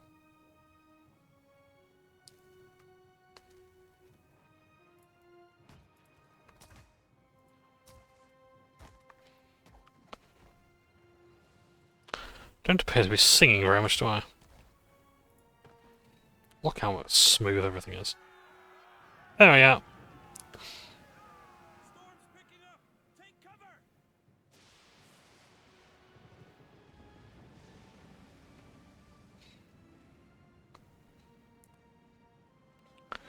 You defeated the pirates, but you're not in trouble yet. The storm picks up, lashing your ship and driving you dangerously close to a rocky shore. The Defiant's crew hurries to reduce sail and batten down the hatches. They work quickly, but the ship is still listing heavily. Just then, a loose crate stumbles towards you, gathering speed on the rain-slick deck. It misses you, but knocks Jitterbeck, one of your deckhands, off his feet. Defiant! Defiant's ship purchased with the last of your Cadno riches. It has borne you from the eastern reach to the Deadfire archipelago. The Defiant heaves. Jitterbeck pitches over the side. He grabs onto the rail, but his fingers are slipping. He cries out for help! Meanwhile, the runaway crate totters on the edge of the deck, ready to plunge overboard. It contains salvage from Cadnua, your keep. I'm going to rescue Jitterbeck. Just his grip fails. For the tense moment, he hangs suspended over the rolling sea. Then, with a mighty tug, you pull him back on the deck. You hear a heavy splash. The crate from Cadnua is gone. But Jitterbeck, meanwhile, nods in gratitude and hurries to his station. Meanwhile, the storm has nearly driven you ashore. The flash of lightning reveals a treacherous coastline and Eothas striding into the distance. The lookout barely has time to shout a warning when the Defiant runs aground. The impact hurls you from the deck in a froth of waves, bodies, and splintering debris. You struggle towards the beach just ahead, even as the surf tugs you toward the open sea. You kick and paddle with all your might until at last you feel sound between your fingers. When it's off ashore, you collapse. Oh.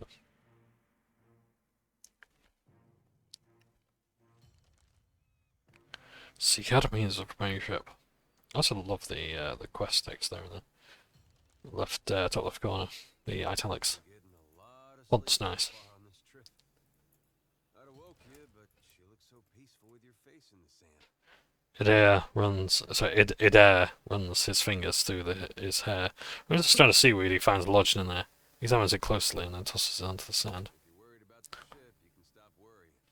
It's wrecked right over there. You boys have the Defiant, despite it being difficult to miss from your vantage point.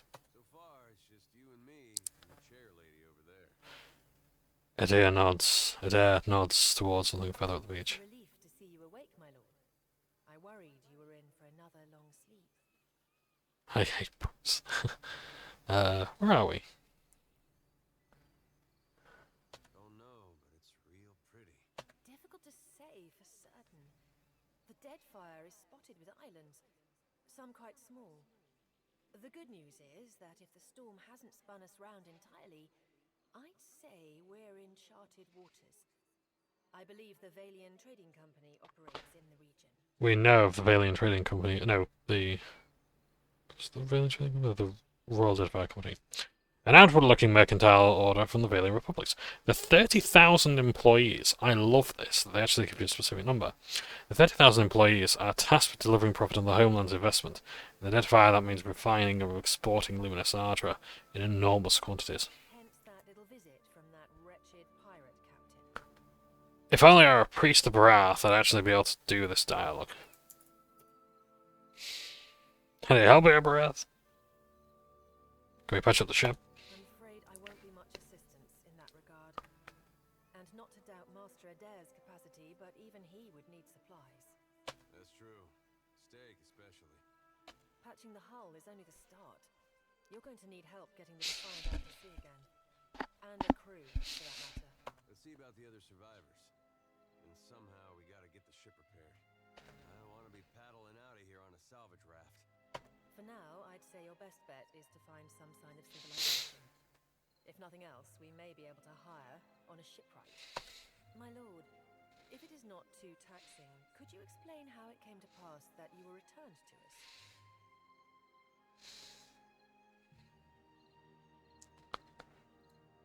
to us? Squint dramatically while looking out at the ocean. I love this. I returned as the Herald of Barath. I'm on a special mission to find Eothas and learn what his plans are. I love that. Disco Elysium, one of the best RPGs out there, and it is an RPG, don't argue, has loads of moments like this. It's so good. It really does allow you to roleplay in so many different ways. Sure. I suppose if any mission could be considered special, it'd have to be this one. A perilous endeavor indeed. Castle or no castle, you are still my lord, and I will aid you to the best of my ability. Well, I suppose we'd better get a move on. Let's go. Choose a single class or multi-class option for this. So fighter and rogue.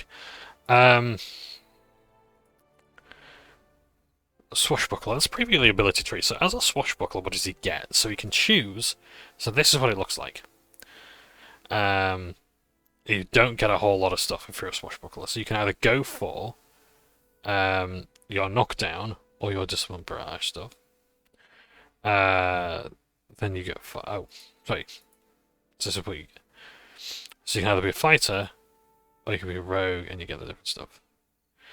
In fact, it's not really worth it because he's going to be my mainline fighter. So, yeah. So I'm going to say he's going to be a fighter. If he was a rogue, this is the sort of stuff he gets. Which is really cool, but it's not for him. So he's going to be a fighter. Preview the ability. In fact, let's just do it. Eddie, what level are you?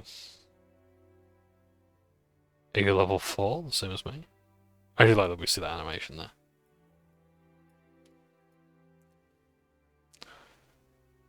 Hey, look at this. Cosmo. We get to keep him. He gives Constitution and a pet party by defect. More effective with healing spells and potions. Okay, so it's entirely cosmetic. Defiant apparel. Okay, earns Captain Eye. Captain's Eye. You should say that you're blinded. This is the perception afflictions. I'm sure the eye cap patch careful but reeks the rum, because of course it does. Gorn's Pledge. Restoration. It's pack light. Yeah.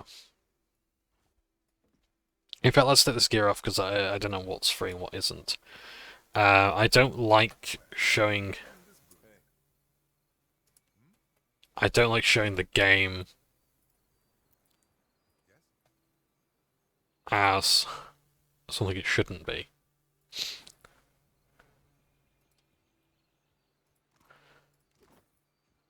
Let's loot all the dudes.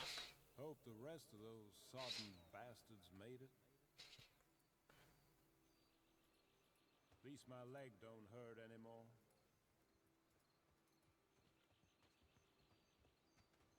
Fast mode, okie dokie.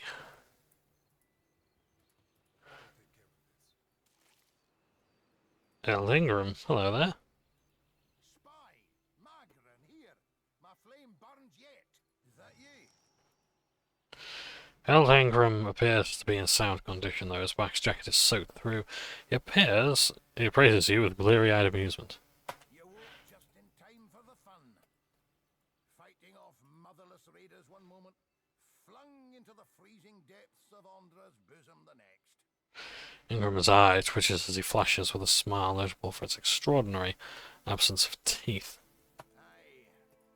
Magran learns us poor bastards that a little excitement's good for the heart. Last Magranite to travel with me almost went mad because of his goddess trials, referring to Durance. Aye. But almost mad ain't fully mad. Ah, old Durance. The goddess shan't forge another like him in her lives, Captain. There's nae getting the ship back underway without repairs. Yonder road inland seems the best chance of that. You want to be kicking some of the corpses before you go, see if some cry out. We need a crew if we're to set sail. A fine way to stretch your legs after such a long sleep, I'd say. You're still drunk, aren't you? Highest kindling watcher. His beard covers some cover for his smile, but his eyes twinkle playfully. Shouldn't you be helping? Oh, but I am, Captain. I pray for the dint to test ourselves anew against the pirates. We'll nae let them slip away a second time. Any idea where I should start? I heard some horror by the Defiant. Worth spying on, just in case someone weren't cast from the deck onto the strand. I'll go see if I can find anyone else. I'll start a fire. A right proper fire to thank Magran for all her trials. Yes, we get her to worship Magran. Yeah, so we've been playing for an hour and a half, but we are only in the prologue. We've only just come out of character creation, so we might as well get some Aye, but the world's spent. more gameplay out.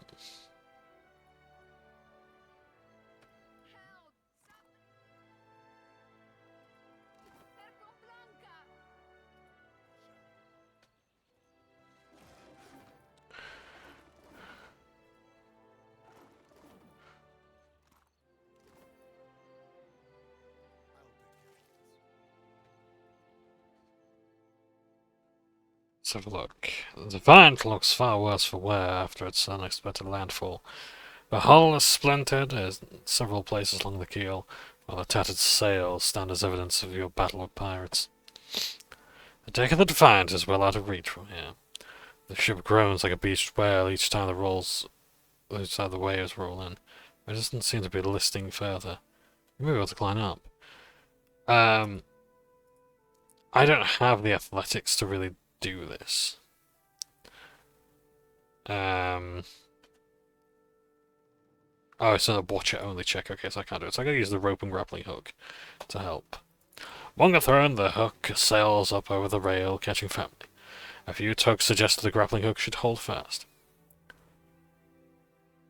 Use the grappling hook to climb up. The rope makes the ascent considerably easier, and you soon find yourself climbing over the rail.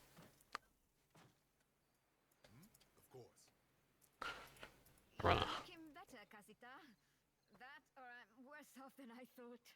A Valiant turn for Captain. Am I the captain? It's my leg, Matiko. It hurts even worse than it looks. Valiant expletive or curse. I do like that they're hovering over it.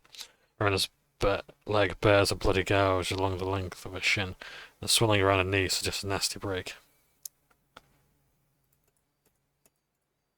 So I can try to carry her down. I do have the party to help, but I can use my survival skill. And it actually tells you as well where the information's coming from.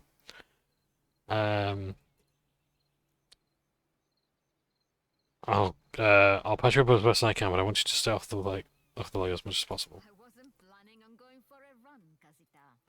Arena watches you work with obvious relief. Once you're through, she gives a leg a tentative stretch. It still hurts, but I can manage from here. Agrasima. A valiant expression of gratitude. Have you found any of the others yet? Just look for the campfire. That should be easy enough. I'll save you a spot. Thank you. You'll notice as well, let's talk a bit about the graphics. The water is absolutely gorgeous. The effects there are amazing, but look at the ground as well. You may notice something a little different about the visual fidelity. It's obviously not as pre-rendered, or relying as much on pre-rendered visuals. Let's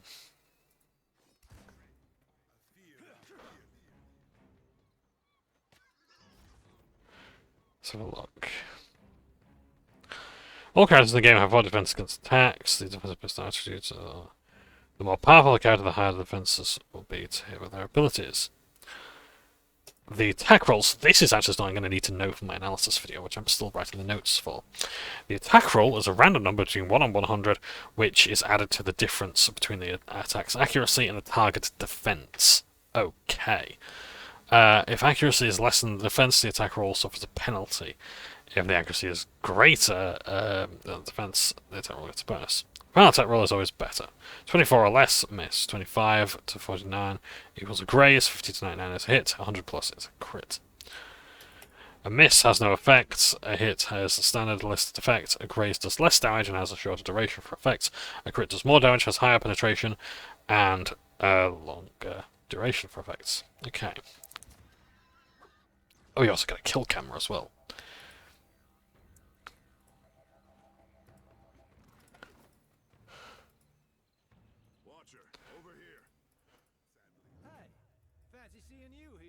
The spirit's voice warps and shifts, mutes as if by a great distance. You would say it grins brightly at you. I can't see much of anything really, apart from you. Just endless gray. What happened? We can be cruel, we can be clever. Go towards the light and all that. That's very Pratchett. I'm afraid you didn't make it. Weird. I thought death would be different. Big light and so on. But I don't see anything at all. Just you. Barath charged me with guiding souls to the afterlife. I suppose you're my responsibility now. Oh. Suppose that sounds nice enough. I'll follow you then, shall I? Come along then. The spirit falls and stood behind you, radiating cheer.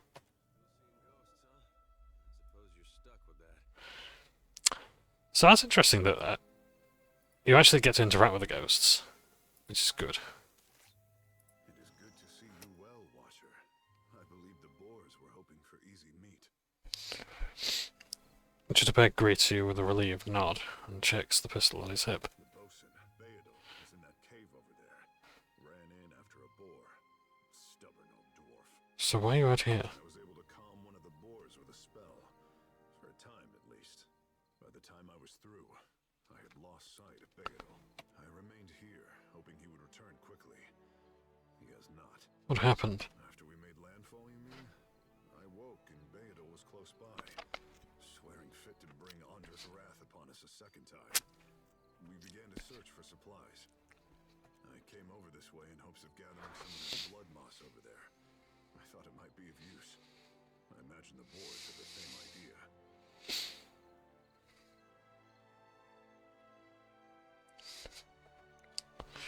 I'll look for Beryl. I will wait for the campfire. I must get this pistol cleaned if it's going to be of any use. Careful there, Captain. Alright, let's keep your powder dry. So yeah, so the visual style is very different. I like they're using the old music as well. It seems to be a lot more crisp as well. Which I'm very pleased with. Yeah. Also, any and all feedback is welcome on these videos. I make them for my darling dearest, but so if I am sort of like talking about very basic stuff, then it's because, you know, I'm kind of talking to someone who doesn't really play video games much.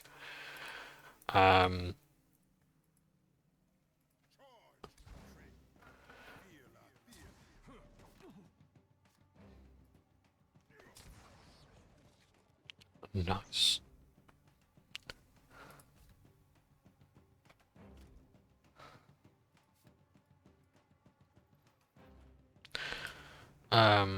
Oh yes. I can use my AI. And this, oh boy, this is something else. So now we get to see the AI behaviors, which apparently are very good. So we can choose behaviors and edit them. And look at this sort of stuff. This is amazing. I have to really sit down and look at this. Let's go with our fighter first of all. So our fighter, his AI behavior is going to be, so it can be aggressive or cautious. So let's find out what those are, if we can. So the character will randomly choose between the two selected behaviors, and so what actions to take. So cautious. Okay. So we go. So we choose here. So aggressive, the character will actively seek out enemies for combat, regardless of whether or not they've been directly attacked. What defensive is. Yeah, so defensive is pretty good, to be honest.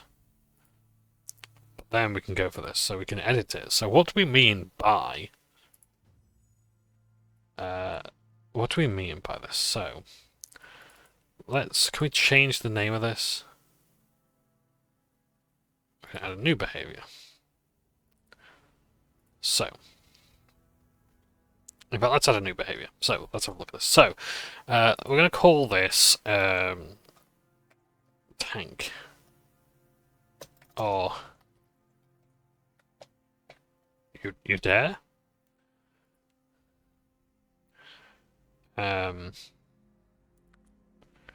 So look at this stuff. It's fucking amazing. Okay, and it's almost like a programming language here. So. Break engagement, so cooldown, okay. So,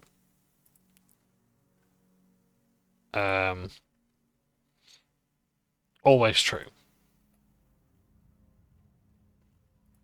So, he's always going to use his, what's all his abilities? Let's go back a bit. You have... Right, enemy, warrior stance, in combat, locking down on enemies. Okay, yeah, so we always want him to be in that stance, in defender stance. So,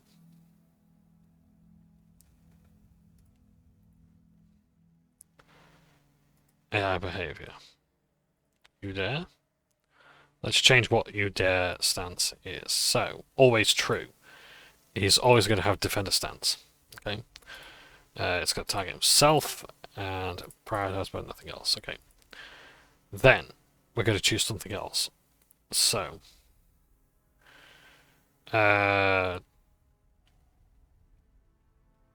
if he has at least 3 discipline, he is going to use knockdown. So let's say if he has at least 2. Discipline, he's going to use that. If he has, bear in mind, I'm still trying to figure this out. So self, okay, he will.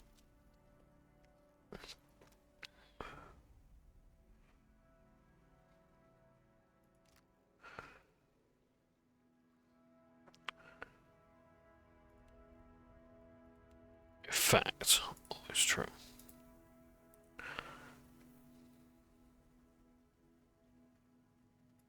Okay.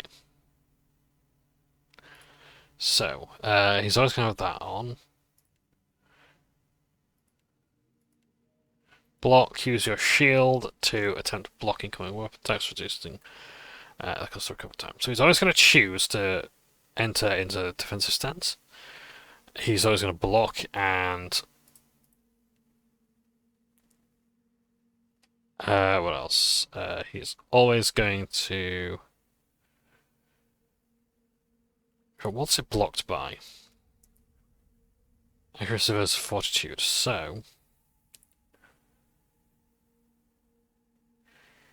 He's going to choose the target with the lowest fortitude for that. Oh, no, nearest target. Most threats. Well, we'll keep that as it is. Let's just keep it nice and simple. Right. So there we are. So that's his priorities. Okay. That's what he's always going to do. So that's what his behavior. Chanter. Let's make a new one. Call it summon. No, let's keep it simple. It's like main. We'll call it main. So chant one. No.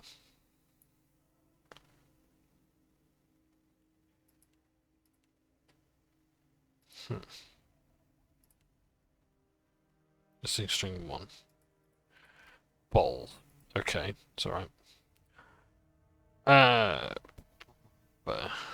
So we'll choose to do brisk recitation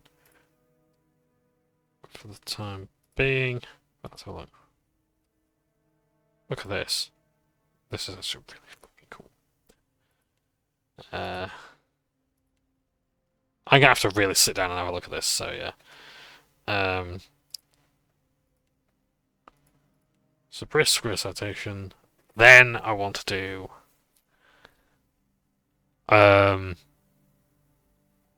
summon the Phantom. That's my next priority.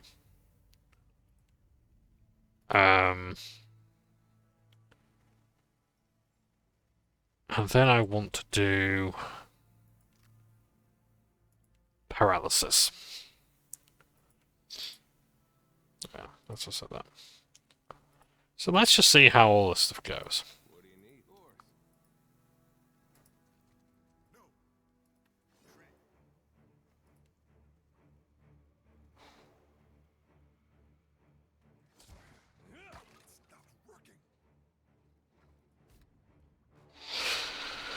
Okay.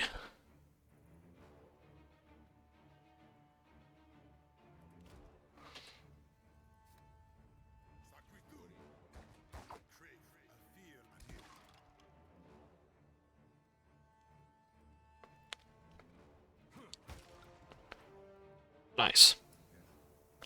So we are massively over level for this, I appreciate.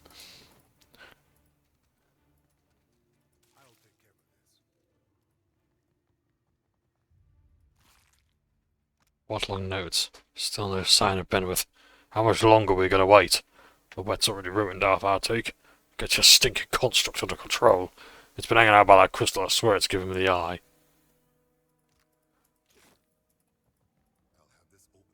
Okay. Avalian frock coats.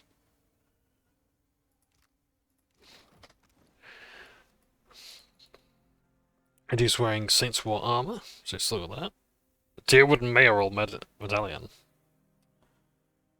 Adair chose not to return home to Gilbert.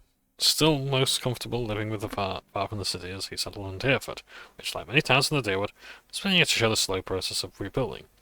Believing now that it was the obligation to Kith to be the leader their gods had not been, Adair was soon named mayor of the town, and his guidance Deerford began to prosper. He expelled the last of the Skanites from the area and drew new settlers with an offer of land, which he learned from someone he otherwise preferred to forget. With each passing day, Deerford became would come to more closely resemble Gilvale of Adair's childhood, the one with its name. Upon his election, the local lord presented Adair with this medallion as a sign of official recognition and goodwill. So it gives him +1 in diplomacy. Nice. I could do with that.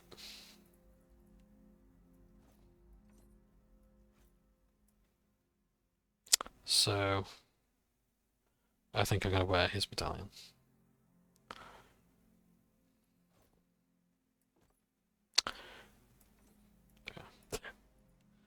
And his armor as well is pretty good. He claims that no one else has ever handled the armor. how it is became enchanted is a mystery to him. Oh, nice, he gets a second chance. Vive with extra health. Nice. So you don't really need the armor. Could bear that. Ah, no, I don't want to really give you that sort of stuff to buy just yet. How's your weapons looking? Your saber there? Okay, fine. Small shield. Nothing new or interesting. Now, what was that? Frock coat. So it's supposed to just cosmetic. Oh, look at that. It's rather interesting. Yeah, I think I'll go for that for my character. Why not? I like how this feels. Yeah, I will look at the AI in more detail and try and actually watch some videos on how to understand it better. So yeah. Grog. Oh yes, this is something as well. Crew morale. To make sure that we're all looked after. You have to buy supplies.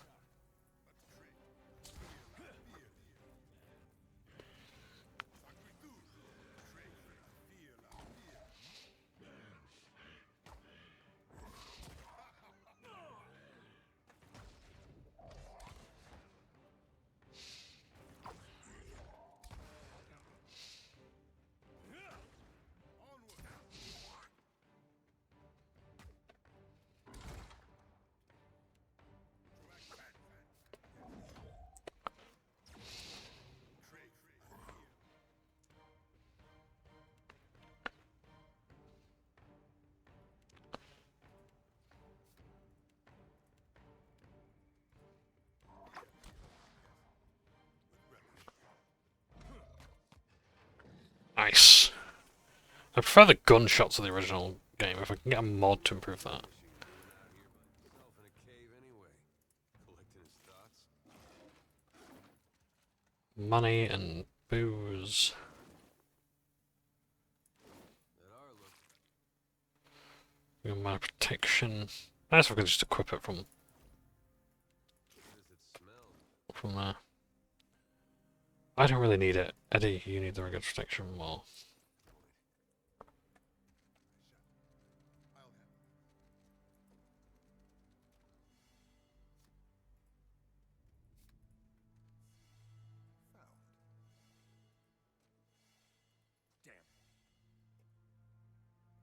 Damn pirates. Undertake your scabrous stole for fish food. Theodore, still alive and calling everybody scabrous, I see. Well, now we got a bosun. Just need a boat. A dare. And I see that corpse we've been carting around is looking a sight more sprightly. Good to see the two of you, but mind your step. I've got myself in a spot of trouble. Been trying to find a way past without losing a leg or getting a face full of poison. I could take care of a few traps. Set the traps off primarily for your heavy stones. With my intellect and sleight of hand. That's kind of cool. Well, sleight of hand icon there as well.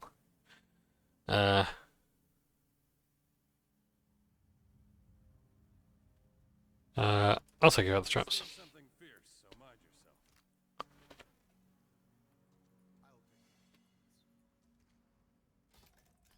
And we get experience for doing that as well. Not that you can quite see there because my head's in the way. Let's move me out of the way. Let's move me there. I'm afraid not.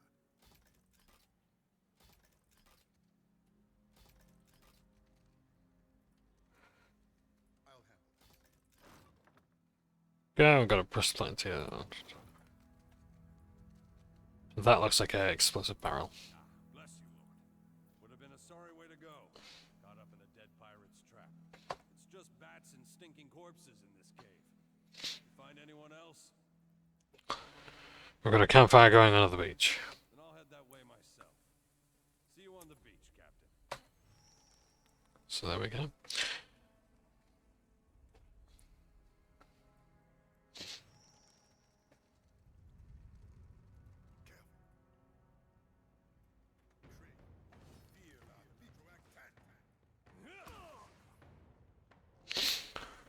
Oh no, summoning a... Oh, nice. Spectre.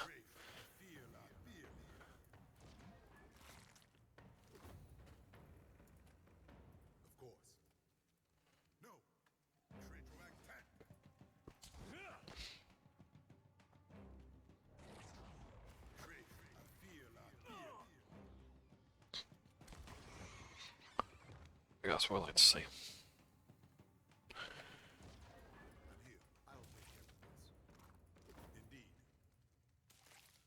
Yeah?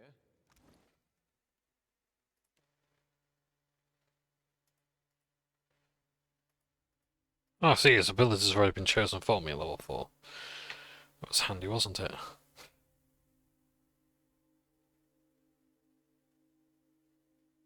Well, I wouldn't have gone with that one. I would have gone like,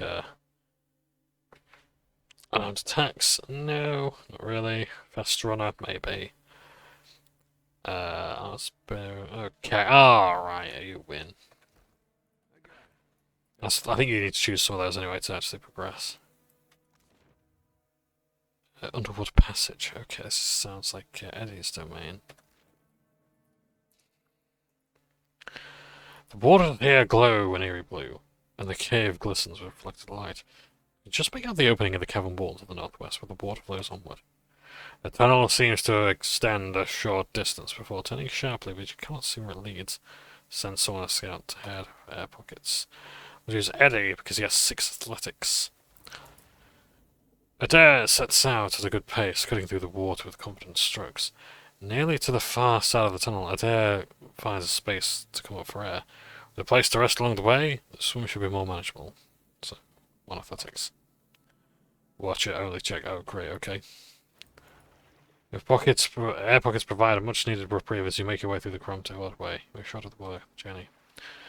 You come on put to what appears to be another smaller cavern where sunlight streams in from an opening in the stone.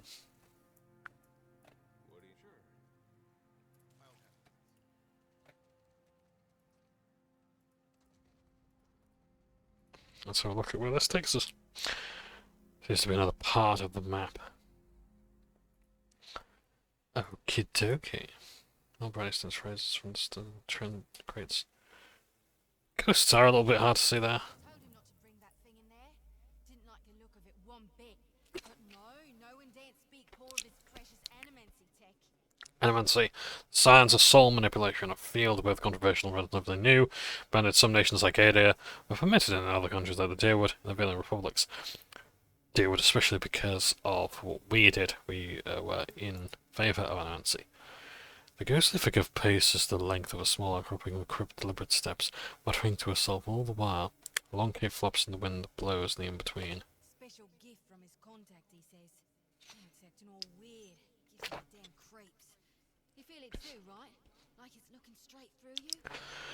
She turns piercing purple eyes on you. She shakes her head and resumes her pacing. Came out here to get away. Couldn't stand it staring at me anymore. Then... Oh, my memory's fuzzy. Anyway, you want a Benwifs? Haven't seen you for, but he's been bringing all sort of new folks on lately. Can't hardly keep track. Looks like the rock-shaded number on your boat.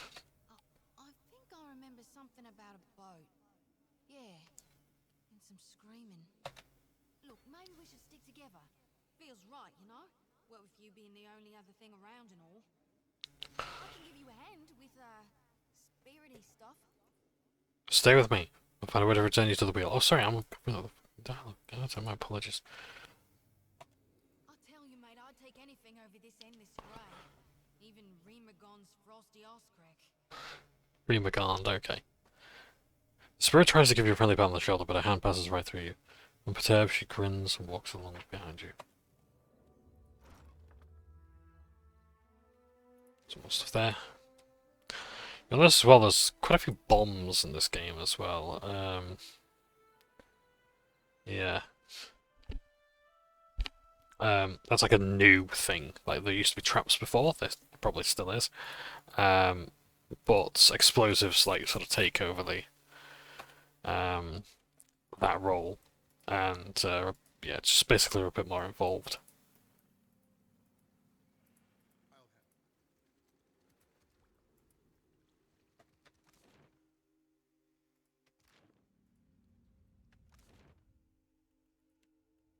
And here's the world map that we know of so far, which isn't great. We could probably do with a better map than that. So I think we've basically seen everything there is to see.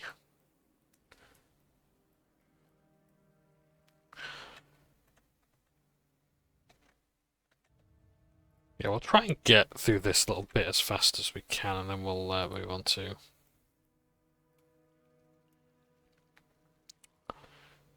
whatever comes next. I know it's been 2 hours, but yeah, I like to be very thorough on my explorations.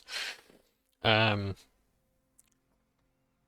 yeah, I'm not gonna be so loose as to say, oh yeah, by the way, you should have spent 80 hours watching my last playthrough of Pillars of Eternity to get this. Didn't think death would be so boring. Isn't there supposed to be a light? There's nothing for miles. Isn't there supposed to be a light? There's nothing for miles. I can't take that. This I don't get. Why can't I take some souls with me and some souls? Stay. Yeah. Hey, I'm see-through. Good news, Captain. I found some supplies must have washed ashore. Even better. I've located some spirits. The mundane kind, I mean.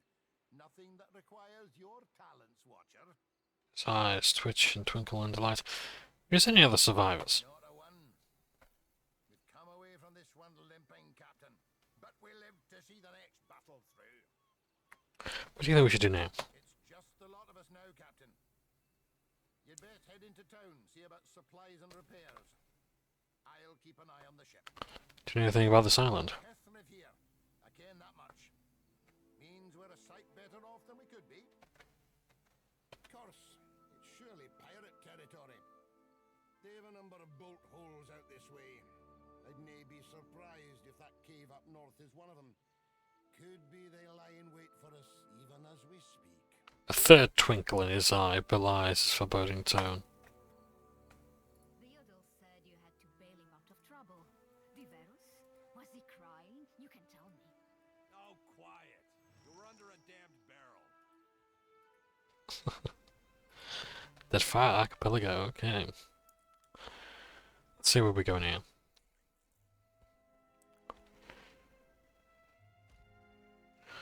The Forgotten Sanctum is installed. You'll automatically begin the first quest of the adventure when you receive a visitor from the high seas after having progressed far enough through the Pillars of Eternity to Deadfire. This is Forgotten Sanctum. Okay. So this is the overworld exploration. Think along the lines like Civ. This is how you explore the different parts of the world.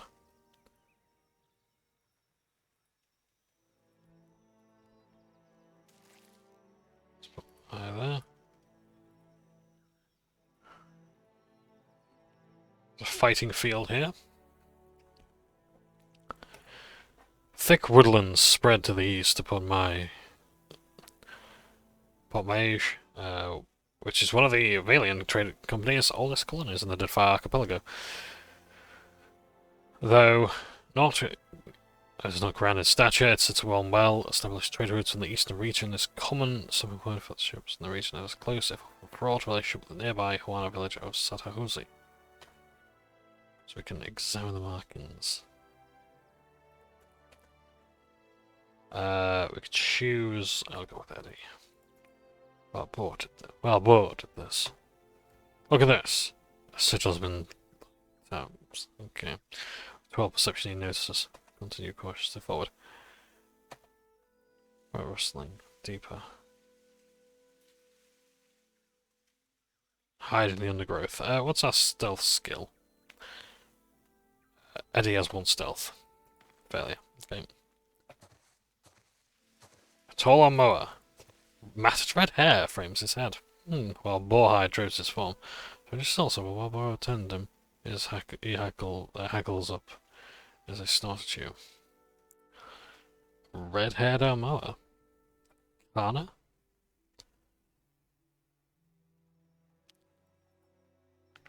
Okay. We'll see. You lived among these islands once. I see it on your spirit. His Adiran is halting, the language thick in his mouth, his lip curls. You stink of foreign gold, of masonry, gunpowder, and blood, of death. You should go. Leave this place before your corruption spreads. I mean, you know harm, can't we just talk? Come, far traveler from these islands. You go. Speak quickly then. Your words disturb this place. What are you doing out here with all these boars? The boar teach much about survival if one listens, if one watches. So sing. So say those who know. Those who know, who would that be? This question helps neither of us, I say. So about those boars of yours. Of them then. Why do these boars matter so much to you? Then I need a reason. I say I do not. That is plenty reason. Okay, I'd like a boar of my own, just as you've got one spare. They are not mine to give, nor yours to take. You want a boar, friend. You go make your own. But I just want to pass through this forest. No, your sort always want. This forest is not yours. This land is not yours. Go, leave. I'm hunting a god. If I fail, your islands will not be spared his wrath over survival. My frowns then pulls a leather wrap out from his belongings. His hands shaking, he hands it to you. Wise teeth necklace. Ooh, I'll take that. Then go, take this. They protect you if you speak true. They tear out your throat if no. Okay. Eddie, you can have that back. And I will have the wise teeth necklace. This necklace was crafted the teeth of an Armada sage. Some of the more superstitious Hawana tribes believe that a person's learned wisdom is held not in the mind of the heart, but in the teeth. This small fetish holds some understanding. Proving my intellects with their history and insight. Come on, you know what I mean, just stick it on. Don't you think? Set the game. So that could have turned into a fight, but we managed to disarm it. So yeah, there's not much to this zone. It's really simple. It barely even needs the fog of battle, to be honest.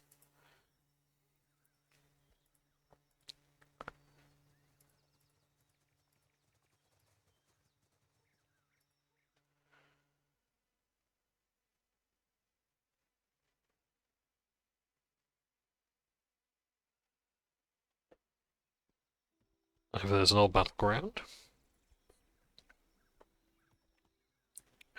Sight of a recent battle spreads before you. The bodies of the routed force still lie where they fell. The most have been picked clean, the best have been located beasts. We search for us past, and we find a cache of undetonated explosives nearby a derelict supply cart. A spark crackers. I can also keep searching. I find a club, I can keep searching. I find a trollhide belt, I can keep searching. And I find a medium shield, I keep searching. I find nothing of value. I found some scale armor. There's nothing left of value, there we are. So, you might be wondering, well, what importance was any of that? And the answer is that some quests are... we can trade, okay, that's good. If they're willing to buy, we're willing to sell. Is there no sort function? Well, let's worry about that later.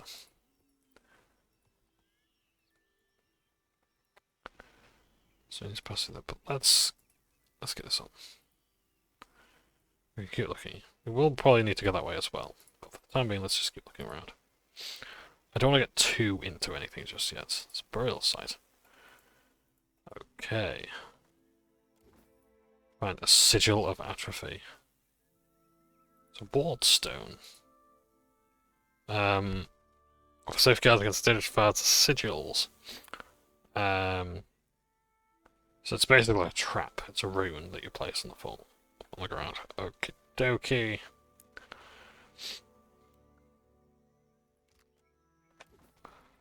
Scroll on each mark.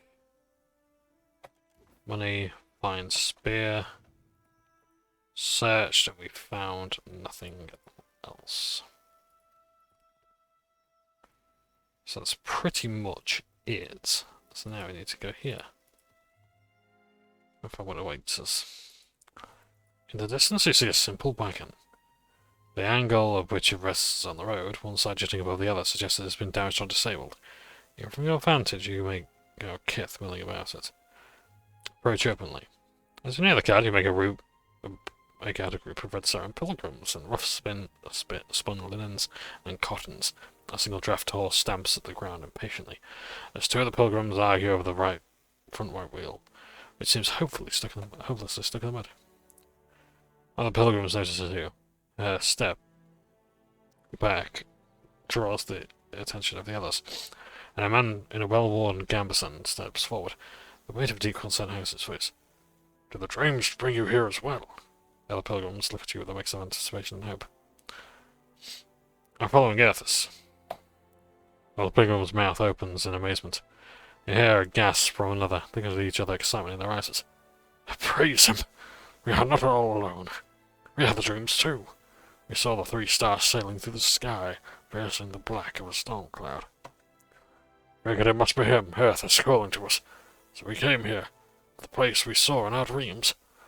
The pilgrims look around, matching their sleeping memory to the present. We saw the giant pass, with 3 stars on his brow, but he sighs and gestures to the wagon stuck in the mud. That's to say we could not follow him. Real stuck as it gets. None of us are strong enough to lift that corner up to get something under it. Or one of us just tries to get, and all of us just tries to get into each other's way. The other pilgrims don't stretch, suddenly remembering their aching bodies. So this is the children of the Dawn Stars. I'm totally confused with the supernatural manifestations of Eothas. The children of the Dawn Stars are red sarin followers of Eothas who traveled to the Deadfire archipelago as migrant workers in the decades following the Saints' War. Like in colonies of their own, Dawn Stars can easily be found in the employ of Alien Trading Company or Royal Deadfire Company. If I were a priest of Eothas and had the background of the clergy, I'd be able to do that. I'll inspect the wagon. Let me have a look.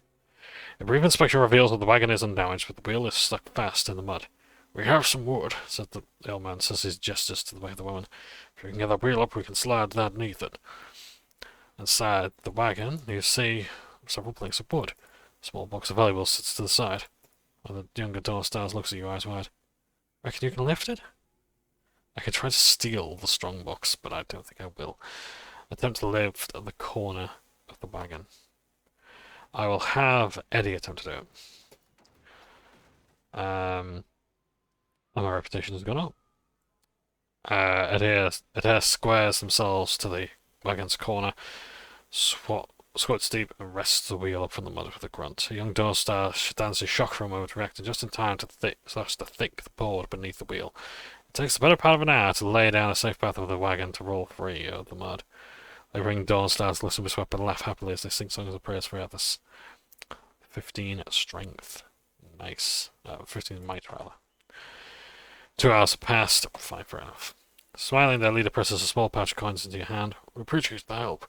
Without you, who knows how long we would have been stranded out there. They begin to prepare their wagons as they leave. Got some money. Nice. The old man calls out to you as they go. Take care of yourself and your soul, traveller.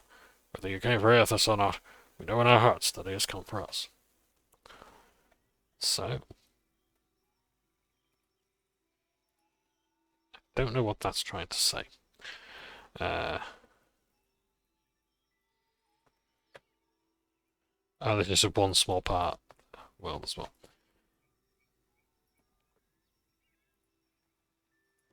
Let's go to Port Mage. My, hopefully we can get a pronunciation. And I think we'll be ending the video soon. Because I want to get this uploaded tonight. I love that as well, how the subtitles come up there.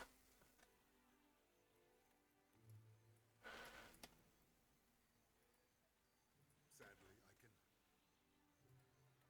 Better see what that crowd's about. Giant comes this way. Please, everyone stay calm.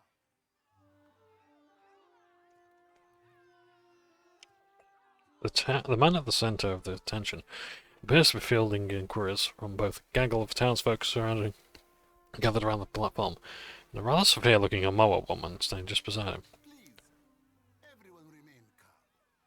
I assure you I will do everything in my power to get you the answers you need. Our friends among the Juana. Have offered you hospitality and safety from the storms. Yes, yes. I think we are all keenly aware of the debt of gratitude we owe to the... I have personally seen to the safety of your homes. Now you will do the same for our families. What about our families? What about the ships? How are we supposed to feed ourselves? If everyone would... As Clario's gaze sweeps across the crowd, it falls upon you where it remains. Show my heads to see, turn to see what has caught the governor's attention. One of the pirates. At this loud cry, the whole crowd turns to regard you. Startled, expectant hush falls among the gathered throng.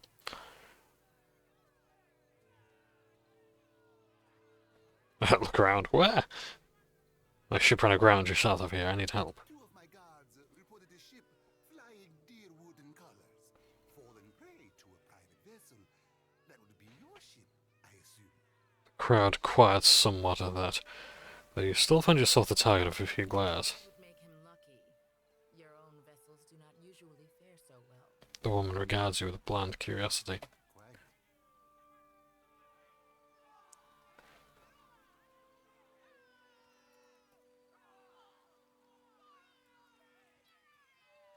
Say nothing, I'll be stoic. Welcome, Blanca. Everyone, forgive me. For mercy, offer little mercy. Come on now. You have my word that I will keep you apprised of any changes. Especially you, Mr. Ekawa. Do not flatter me with Valian titles. You are distracted with your newcomer and wish me gone. But I will not go far, Governor Clario. Geralde. As for you, stranger, let us speak at my estate. We'll discuss your predicament.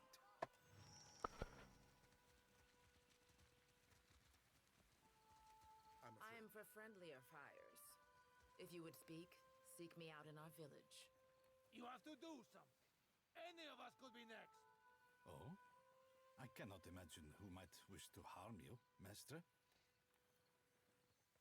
Damn it. Blanca, don't tell me you're here to complain too. The guardsman covers his face with his hand, groaning. Virus. Are they recruiting right off the docks? You would think the Juana were storming the Kraken's Eye as we speak.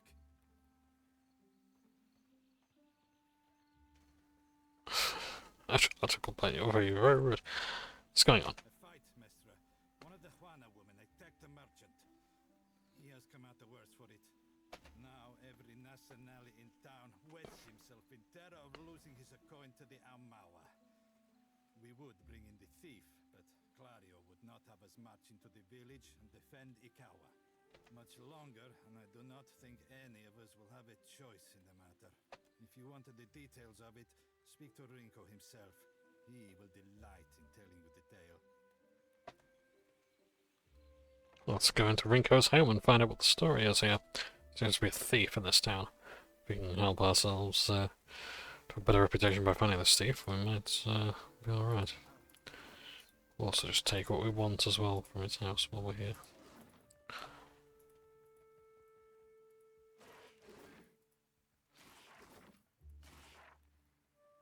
That's the age, got rich.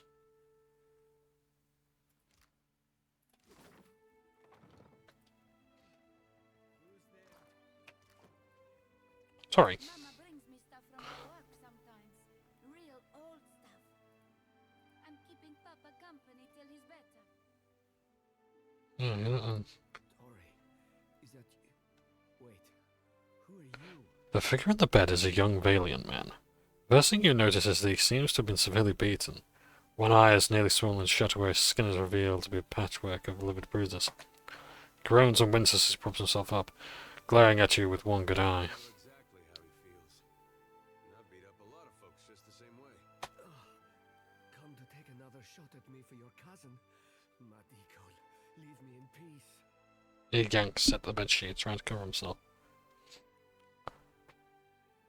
What happened to you? One of your kin, Almawa.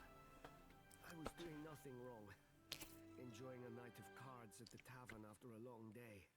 And suddenly I am attacked by one of the Juana. I had not spoken a word to her. The mad devil. Look what she did to me. My ear. He turns his head and you see that there is a scabbed over notch where a chunk of flesh has been torn away from his left ear. When the fighting is over, she takes my coin purse and strides away. Bold as anything. Yeah, you should always disorder for a fight. That's awful. Well, clearly you have more compassion than the host of cackling fools that watched the whole thing. The governor lets the Juana do as they please, and out. I should be out there, helping to find our people. My wife, Zenetta, she is out there, and I... He gestures feebly with an arm, grimacing. Listen, I am without other means. She took my coin purse, my wages. How am I to pay the governor? How am I to feed my son? His already bruised, purpled face reddens further. That woman should be in the stocks. The guards do nothing. But you've heard me out at least. Do me the kindness of retrieving that coin purse, and I will give you what I can spare. Maybe I can reason with this one. Where should I start? They call her Makea. I imagine she's back in her village, feeling proud of herself, no doubt. Follow the road as it bends north, then west. You can't miss it. A pile of sticks and straw. With that, he sags back against the mattress, clearly exhausted.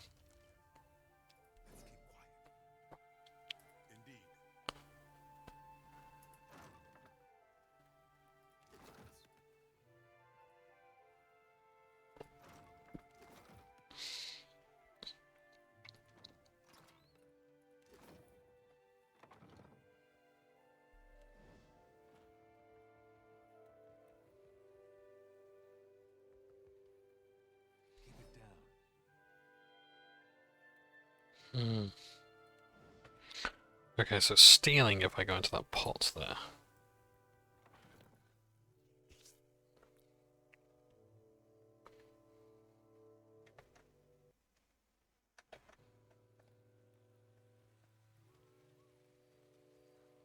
What marvelous carvings!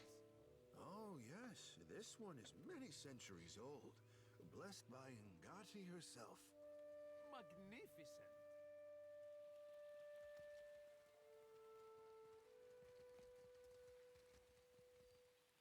Here you find civilization, Ainiko.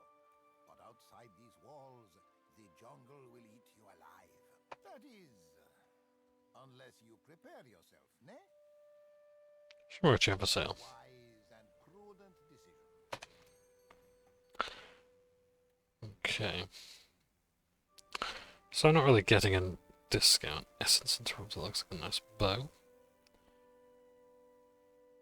Not bad. Shattered Vengeance. Nice. Physica's Belt. Healing done. Plus Alchemy. Nice.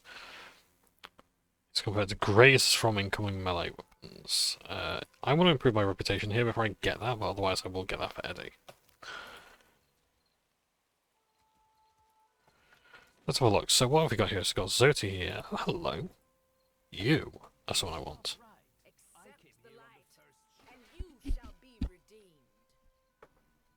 Inglyph. A woman shouts, arms raised, high and wide. In each hand she grips a golden candle. Flames gutter wildly as she gestures to the crowd before her. The missionary holds a candle to drip wax in the shape of 3 stars on the forehead of each new worshipper. One of them stumbles back, swiping the hot wax from his skin. Madikyo, I did not sign up to be burned. Look at this.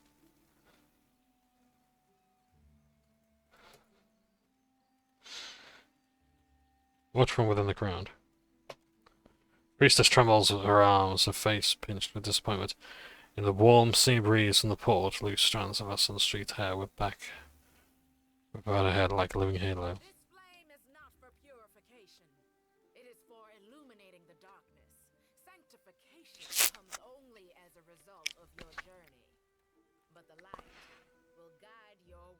She tilts her face forward toward the sky. Eyes shut, she drags a shaky hand jewel wax across her own brow. Eothas has returned at last, but it's not too late to redeem ourselves.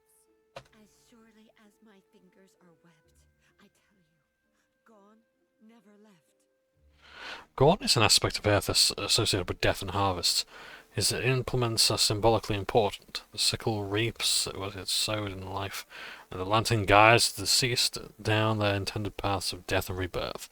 It's generally believed that Gorn, instead of Barath's avatars, visits those who embrace death with acceptance and understanding.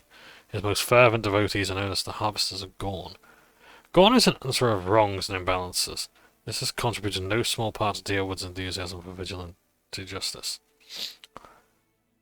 Popular regard for Gorn is polarizing. He is appreciated, feared, and characterized by a grim sense of finality. I quite like Gorn, this idea, to be honest. I played a cleric. My first ever character was like Garvel Grimhammer, and he was a priest of Kellenthal, and very similar here. Despite the contrary words, the Wana woman shrugs, accepting the golden wax. Sakes alive, Wanglis. Ain't we got more pressing matters to attend to than a baptism? Arms crossed over her chest, a short, duskier woman watches the ritual with ornery sort of expression. Her delicate chin jutted up. You just missed one of the biggest reap-ins of all time. What about the souls that need us? As she steps forward, she reaches for a peculiar-looking lantern strapped to her hip. Do not push me on this, you wayward child. You'd leave the living forlorn to service the dead? Rather than discouraging the other Dawnscar, the accusation seems to kindle a stubbornness inside her. Shoulders set as she grins. I'll light 'em all at once. Until clanking, she sways an eerily lit lantern in an intricate pattern before her. Priestess bites her lips, swinging harder and faster, lithe arms handling the weapon with a deceptively hidden strength, until she thrusts it out hard toward the crowd, splattering everyone with wax. What souls are you on about? The ones I dreamed died. Her words falter as she gets a good look from you for the first time. I'm guessing you're not here for the baptism.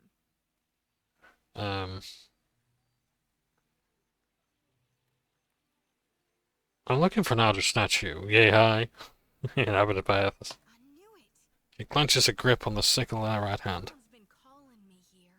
Left the breadcrumbs in my dreams. I need to get inland. If you're going, I could help you. Swear on my soul.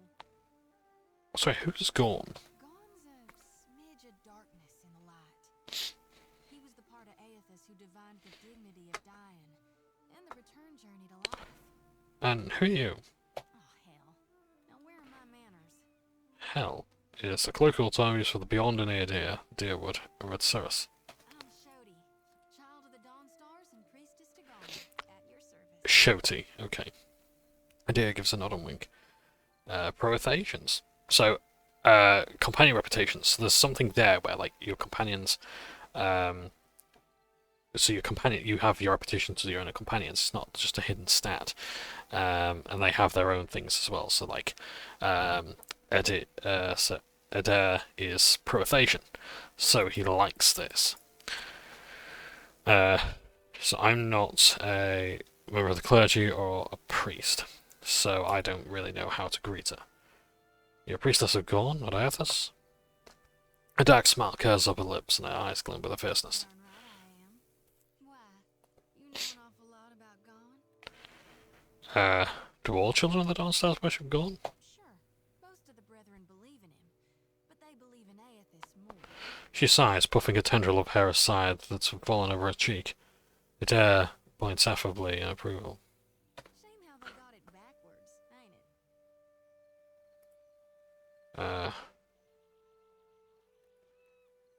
Okay. Blasphemy.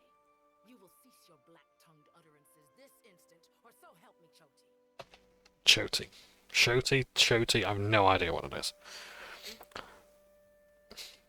Their eyebrows rise along with their hands. Calloused palms turned outwards in a show of both their surrender and unrelenting rebelliousness. By the way, I am partially deaf, so I apologize if I'm not quite getting things. Where do you want to go inland? There are souls needing their last rites. Ought to shine them the light, else they might get lost. Enough nonsense, Choti. even died. You've no business going in there, risking your own safety, risking our mission. Wingleth, you guide the living and I guide the dead. Gone bids it and I dreamed it. Leave it be. We all serve our purposes. So what's yours? I'm a watcher. So you can see souls? That's a handy talent to have. I know my harvesting would benefit from it. And here you are, following my god. Watcher, will you take me with you?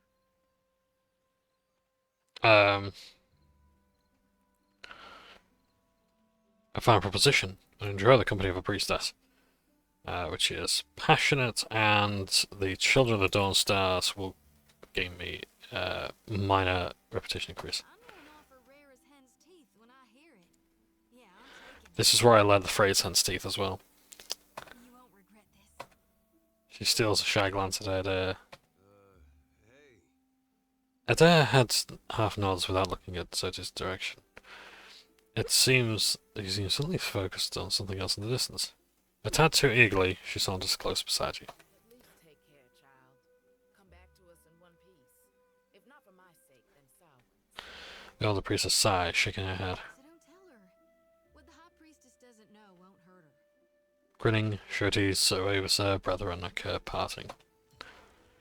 So, we could choose for her to be a priest, a monk, or a contemplative. Or rather, contemplative. And preview ability tree as such. But, no, I'm fine with her being a priest. A harvester of Gorn. Oh, and that's her subclass, and her subclass could be a sister of the Reaper Moon. So, as a harvester of Gorn,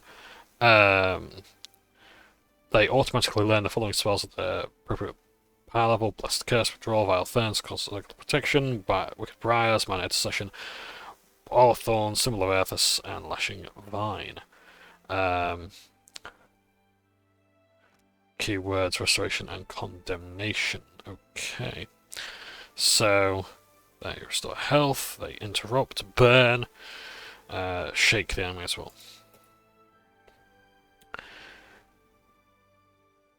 Okie They have Blessed Harvest. Keyword is Condemnation. So, Redemption and Restoration and Condemnation seem to be two keywords. Reap an enemy in the name of Gorn. If the enemy is blooded or near death, they will receive... oh, nice. This is good. A character between 50% and 25% health is gone, so blooded and near death is, I think, less than 25%. Yeah. They receive significantly more damage from Blessed Harvest. So they would ordinarily take like 9 damage. Oh, sorry, 120 damage. They would actually take even more if they're quite low on health. They will have Restore and Interdiction.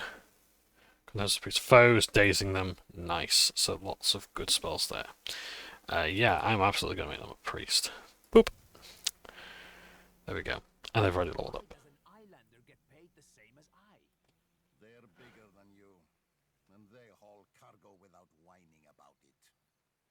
Not right.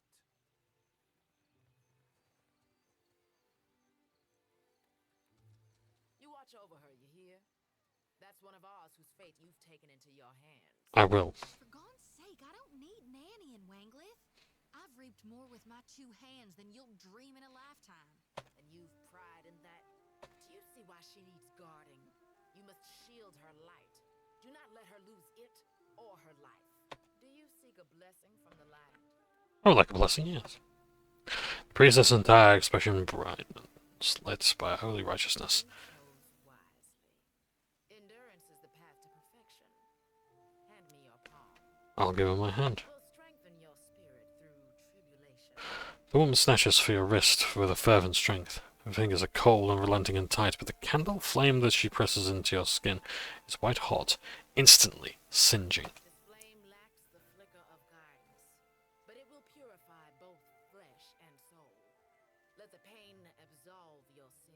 Hold the hand over the flame. An acrid smell assaults your nose as smoke curls up from your skin. The pain is constant jabbing, the tip of the flame needling at your nerves until your fingers begin to shake uncontrollably. And now for the benediction, speak you repeat after me. Godly Redeemer and bringer of light, who shepherds his flock through the labyrinth of hell. Though you currently rest in peace, we remain devoted until the time of your revival. We believe in your coming rebirth, in the restoration of your holy greatness. And we now beseech you. Keep your hand over the flame. The fire continues to eat through flesh and muscle, digging into bone. Traditional. Okay. To banish the shadows of the unfaithful and wash away the sins of our past. I will use my religion skill to say Godly Redeemer and Bringer of Light. Without so much as a movement from either of you, the flame suddenly snuffs out. Mingleth nods and rubs a glob of wax into the wound. The light accepted you for its host. Major positive reputation with the children of the Dawn Stars. Go and be well. Walk within the light, and you shall not falter. There we go.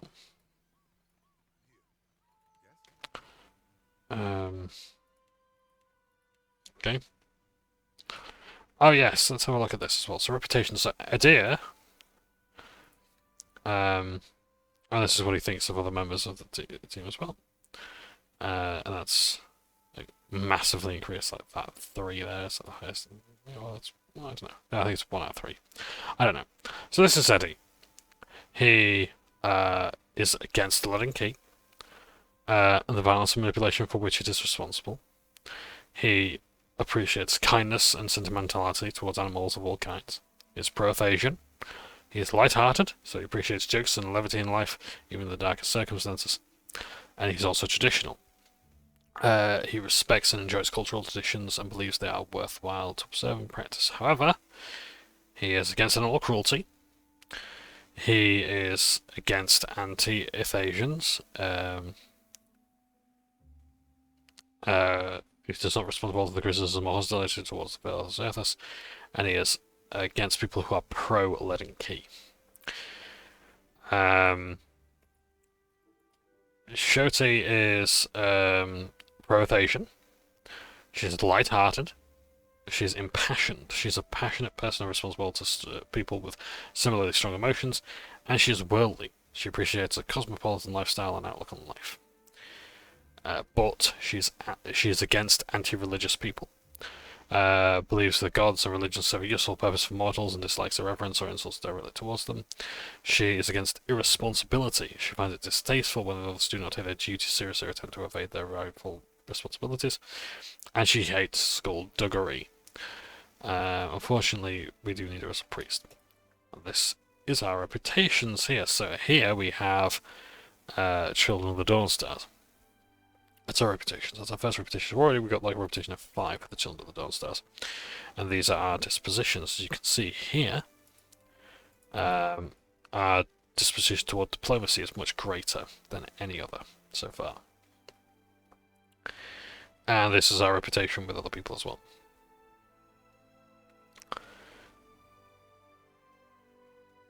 So, not quite anywhere yet, but there we go.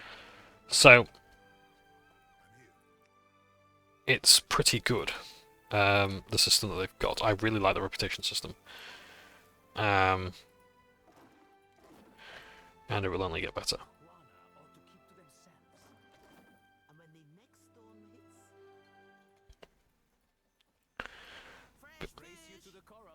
What? Just because you have webbed fingers and I can't swim? You are a strange man.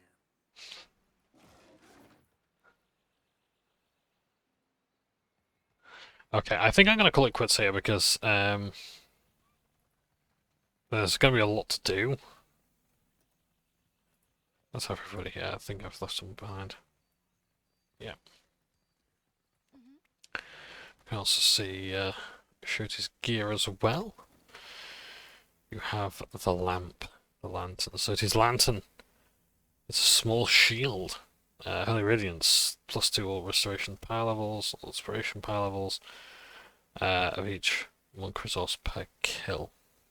If she was a monk, which she is not.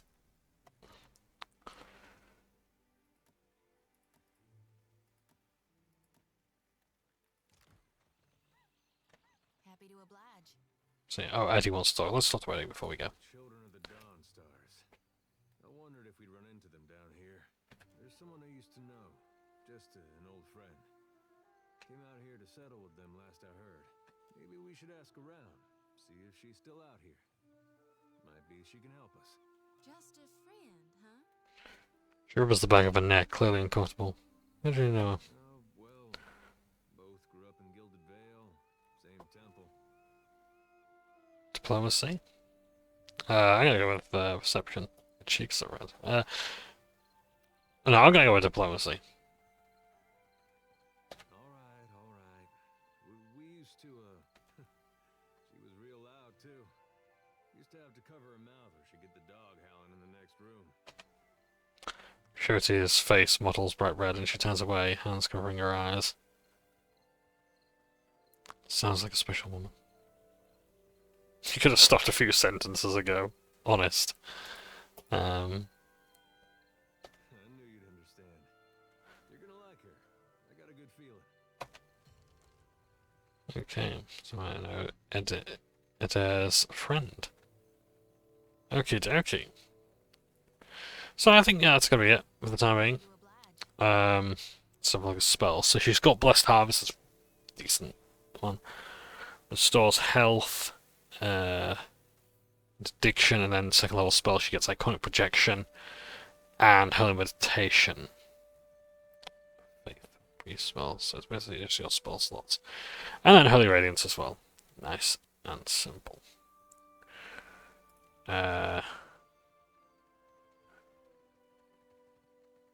Yeah, we'll use Blinding Block.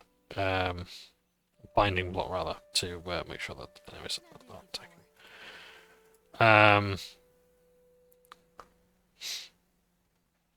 Yep, I think that's pretty good. So, yeah, we're going to end it there. But next time we will be doing some actual quests. But we've got a good party so far. Thank you ever so much for watching. Yeah. I'm more than happy to talk game industry news and all the rest of it in future parts. If you've got any questions about the channel, me, preferences in games, all that sort of thing, ask me any gaming questions. I'm more than happy to try and answer. I can't tell you much about modern happenings, like latest games and whatnot. But I'll try and do my best to answer some questions that you may have. I welcome discussion. And I hope that you guys are going to enjoy this playthrough. Oh yes, we have difficulty as well. Woohoo!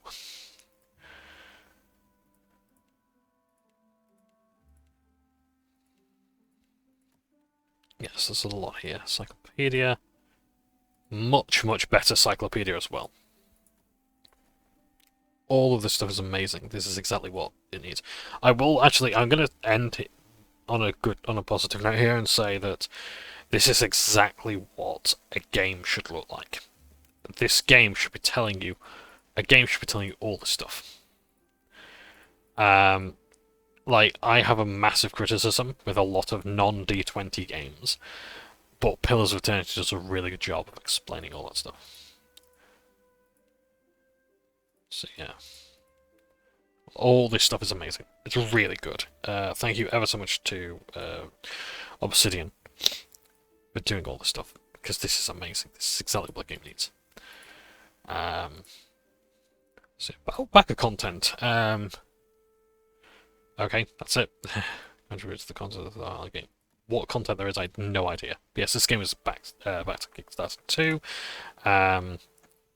Following the success of the first game and Tyranny. But we'll talk more about that later. For right now, I just want to get set up in the game. My brain is a bit fried because I've been to a corporate conference today. So I'm a bit all over the place. I'm boozing up, and I've drank about 6 cups of coffee today. All on an empty stomach as well. So that's good. But yes, I'm more than happy to talk about other RPGs, this game, Obsidian, anything, if it means that we've got something to talk about to prevent running out of topics to talk about. Again, thank you for watching. Take care, and I hope to see you in part 2. It's definitely. Oh, what the hell did I do there? Oh. And stealth. Great. Alright, bye.